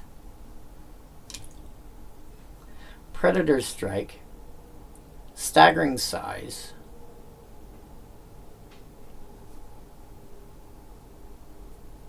four of them. 3 of which are going to be in standard now. So, yeah, if none of those were really seeing much play, Blitzball Shot is not going to see play. Chocobo Kick. Do-do-do-do-do. Chocobo Kick. Do-do-do-do. Wark! Kicker cost of returning a land you control to owner's hand. A lot of the Chocobo in this set have a landfall trigger, usually of getting a power boost till end of turn. Target creature you control deals damage equal to its power to target creature an opponent controls, so it's a bite spell. If the spell was kicked, deals twice that much damage instead. Wow. So even if you've got a 2-power creature, it's going to bite for 2, or if you kick it, it's going to bite for 4. If you've got a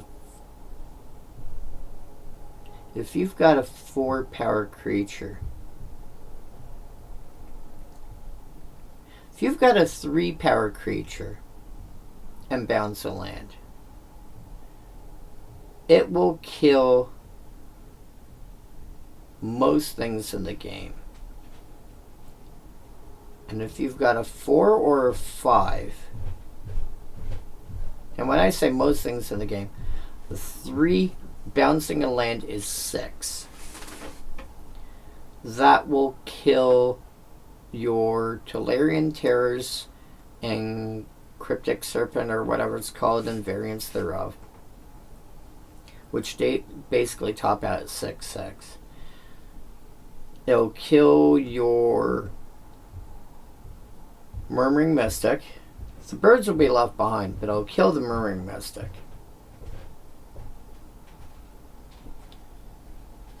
And it will kill, and at 4, it'll kill Ulamog's Crusher. And at 5, it'll kill Eldrazi Devastator. So,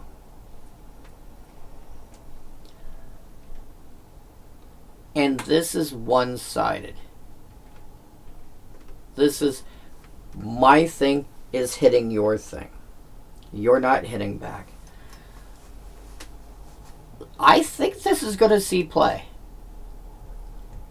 I think this is going to, because the fact that you can, a simple fact, like returning a land back to owner's hand as the kicker cost, like bring back, I don't know, Radiant Fountain.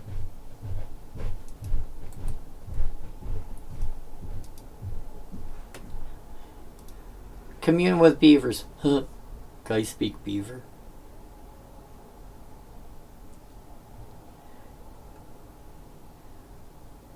I think this is going to see play. This is like, was it Adventurous Impulse or whatever it's called? Adventurous. Wow, Adventurous Impulse. I cannot spell today. Look at the top 3. You may reveal a creature or land. Compare Commune with Beavers, which is the same thing, but you also get Artifact as an option. If you're considering playing with Adventurous Impulse, Commune with Beavers is a strict upgrade. If you're playing Tron and you want that look at the top X card, some number of cards, you're going to hit pretty much, like in a Tron deck, this will hit 90% of your cards probably. It won't hit other communes, it won't hit Sylvan Scryangs, but it'll hit pretty much everything else. Gigantode. It's a 4-mana 4/4 that with enough lands and plays a 6/6. But it doesn't do anything. It doesn't have, like, when I say it doesn't do anything, I mean, it's big. Don't get me wrong. It's big. This can be played fairly easily on turn 3. Turn 1 or 2, some kind of accelerant. Llanowar Elf, Rampant Growth, something. Turn 3 drops this, and it's a 4/4, which is already a big threat. But 7 or more lands to make it into a 6/6. And if people realize you're playing green, which they should, as soon as you drop something that taps for green mana. Not enough.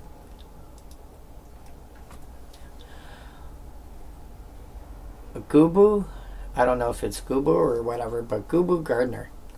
2 mana for a 1/3 that taps for green. There's already cards that do this. In fact, I think my mono group Elves deck. Where are you here?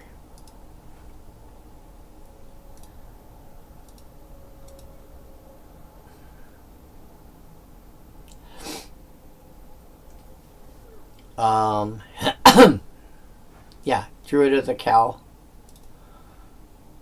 already existed by then. Llanowar Scout kind of does a similar effect. Priest of Titania is just so much bigger because, tap for each elf for each elf in play. Heart Warden, 1/1 taps for green. Like, it's not the first, and then Devoted Druid, combo piece galore.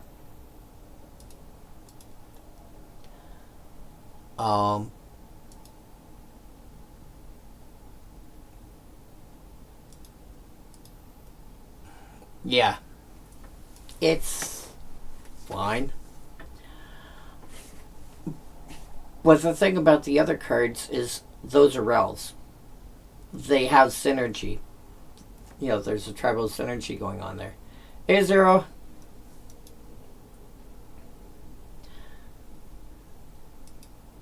I've already gone through Prophecy. I'm just flipping through Final Fantasy for stuff that might be interesting for Pauper now.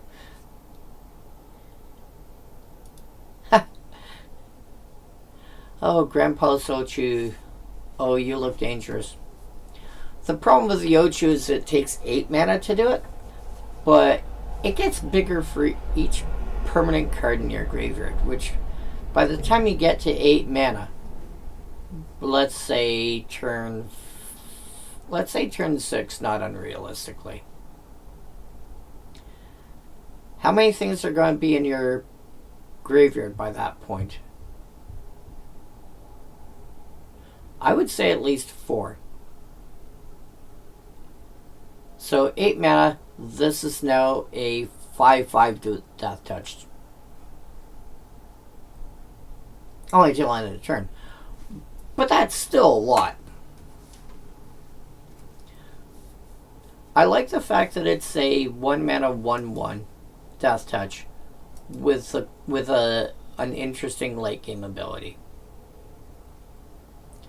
I'm sure somebody's going to sneak it in somewhere because they want a 1/1 Death Touch that is useful later.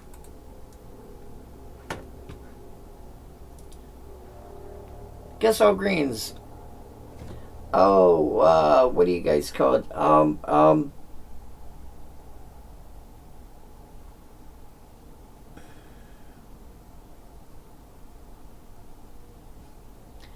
Damn it. Sorlent.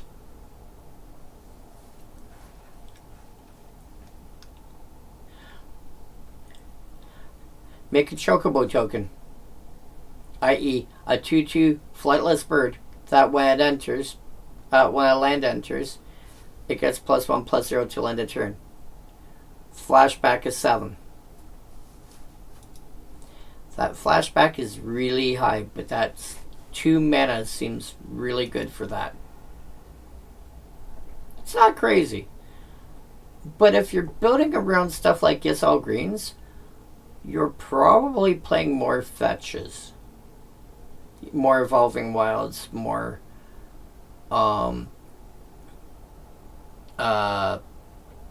access tunnels, etc., etc. Laborit Scout.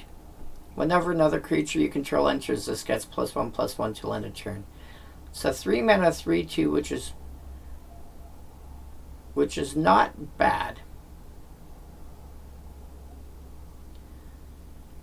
If this was in a deck along the lines of my mono white commons deck, I don't know how viable that is. But my mono white commons deck basically being based around, spend 1 card, just look at the categories here. 24 cards that are all there to spend at least 1 card, get at least 2 bodies out of it. So a quarter of the deck does that. If you do a green analog to that, this can be attacking in a single turn for like 6 damage easily. Persia's Wanderings. Search for a basic land or town, put on a battlefield tapped, then shuffle. When you search your library, oh, this is cute. Oh. Because Rampant Growth as an instant is generally 3 mana. This fetches an additional land category, town, and puts a +1 counter on a creature you control. I like that.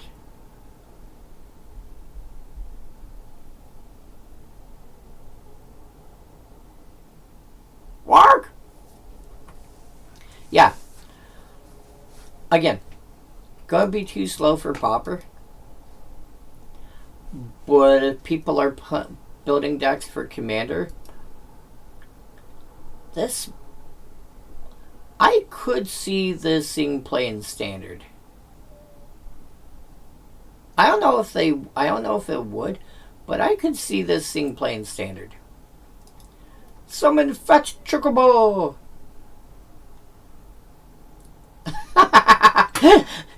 Chapter 1 is called Wark. Chapters 2, 3, and 4 are Kerplunk. Oh, I like this. I might want this for one or two of my commons only decks. Just to make sure I can give creatures trample. Oh, that's funny. Way too slow for Popper. Sure, go for it. If you've got it handy, just toss the link in the chat. Ideally to Scryfall.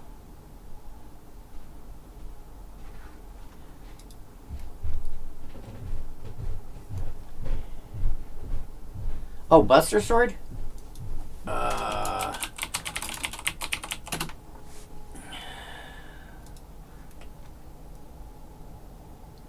This one?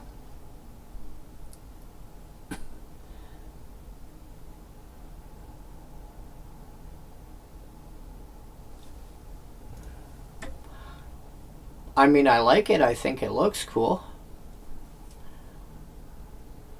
Why? What do you... Do you like it? Do you not like it? Are you undecided on it, or?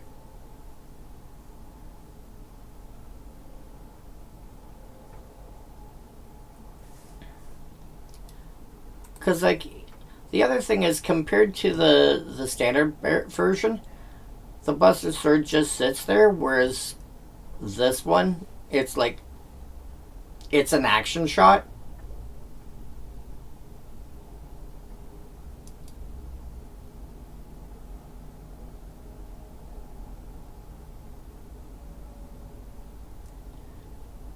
Nice. Yeah. I like this more so than the regular version by a long shot because, you know, it's doing something. It's not just sitting there.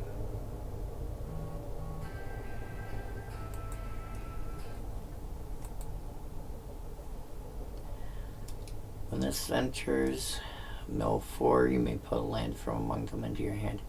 Oh yeah, this is what was the card people were comparing it to? Oh,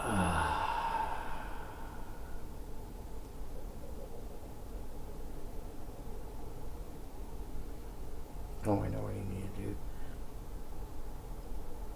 Where are you? Damn it. There we go.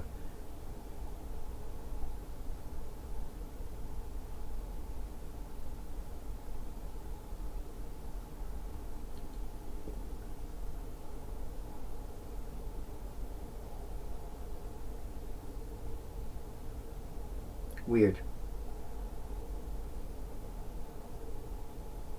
No, that's not the one I want.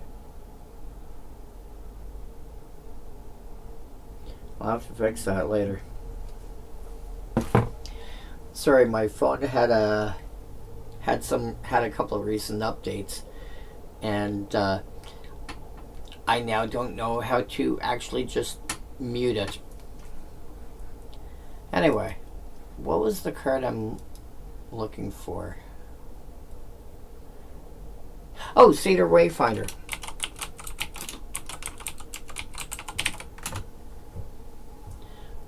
Reveal the top 4. You may put a land from among them into your hand. Put the rest in your graveyard. Mill 4. You may put a land from among them into your hand. Basically the same thing. With just an additional rider if you get a town card. Yeah, so this and Cedar Wayfinder are basically the same thing. If you're interested in running either one, run the greeter first. and then Wayfinder if you need more. In other words, if you're running Wayfinder, replace them with Greeters. Adventurer's Airship. 3 mana. Oh, this is like a common version of Smuggler's Copter.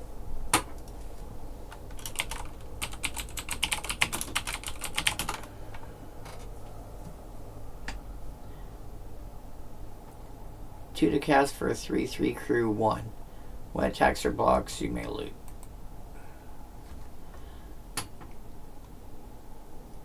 Two mana for a 3/3 crew 1. Yeah. They realized Smuggler's Copter was too strong, I think. But yeah, Zero, fully agree with the Buster Sword for that.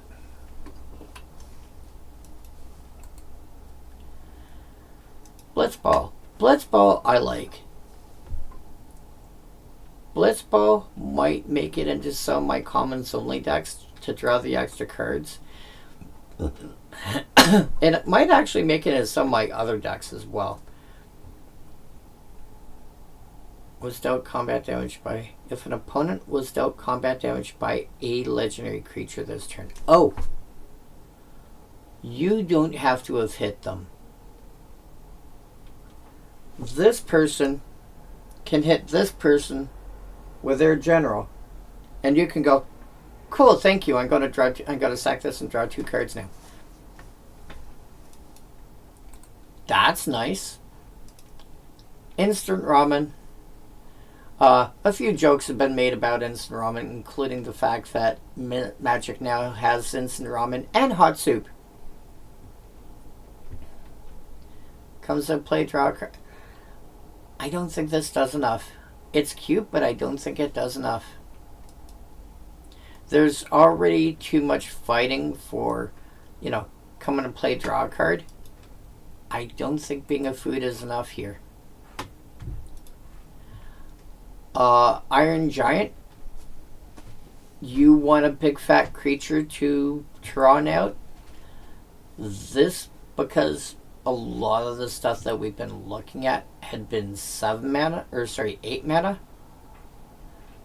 This is a really good 7 mana creature.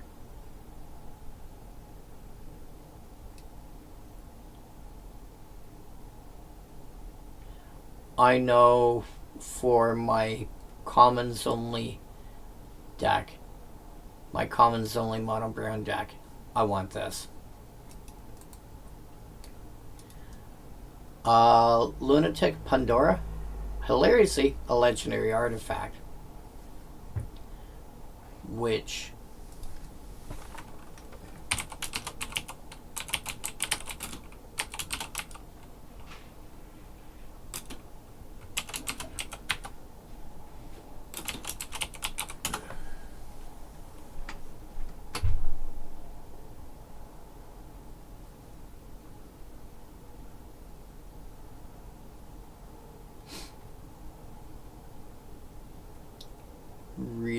really hard to find legendary stuff at common. Come on. Alright, maybe...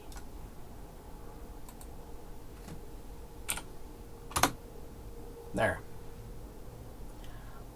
Sort by cooler. You have your backgrounds. You have Skoa, Chandler, Joven, and some ancient vanilla.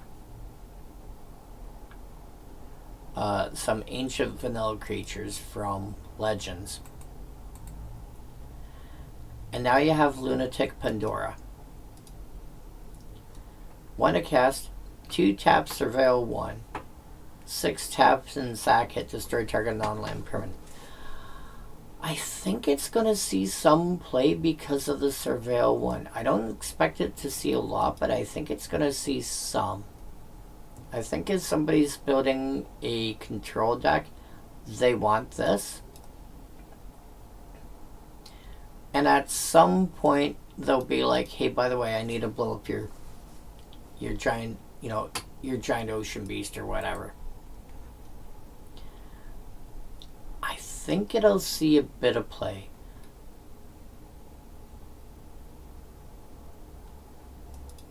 Magic Pot.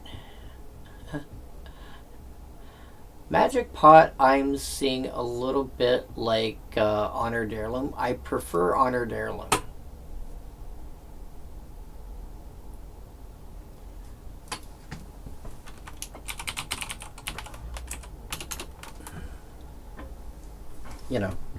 Same cost, same last ability, but tap for any color, as opposed to being a 1/4 that when it dies you make a treasure. I think Honored Heirloom is generally going to be better overall. And I don't think the pot's good enough for Pauper. Monk's Fist is just going to make it into a 2-mana. You're going to make a 2-mana 2/1. The big reason to play Monk's Fist over any other 2-mana 2-power creature, you're not casting a creature, you're casting an artifact. It's also got a cheap equip cost of only 2. It's, for that part in of itself, it probably should be an equip cost of 1 in my opinion, because you're comparing it to things like Bone Splitter.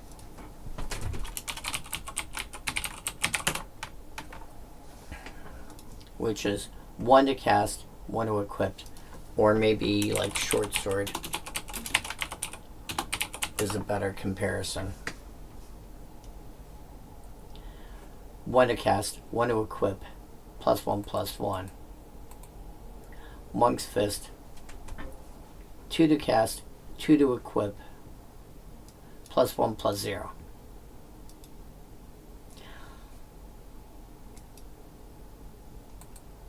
I don't think so. World map. World map is basically if you need more than one expedition map. However, like this is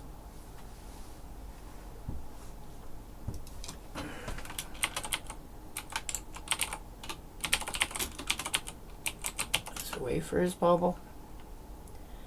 1 to cast, 2 tap, search for a basic land card, put on a battlefield, tap, and shuffle. If you're looking for a basic land card, you play Wayfarer's Bauble first. If you're looking for any land, you play Expedition Map first.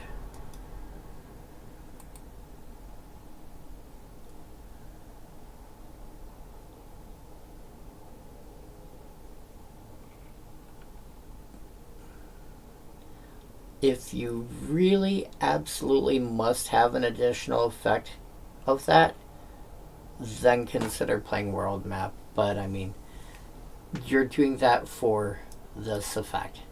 You're doing this for the second ability, not the first one.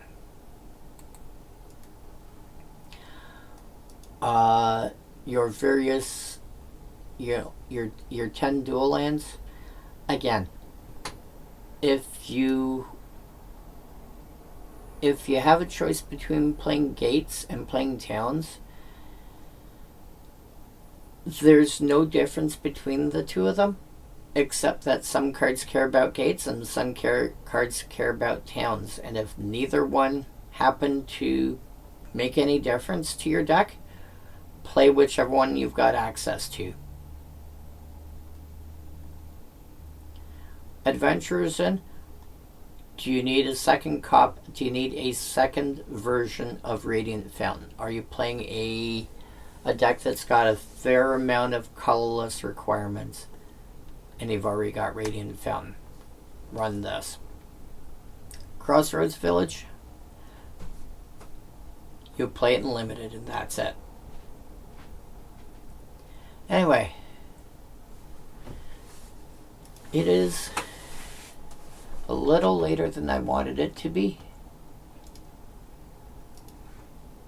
I think I'm going to log off for the night. I will see you guys next week. And before I do that, I have to merge the two videos together. So have a good night, people.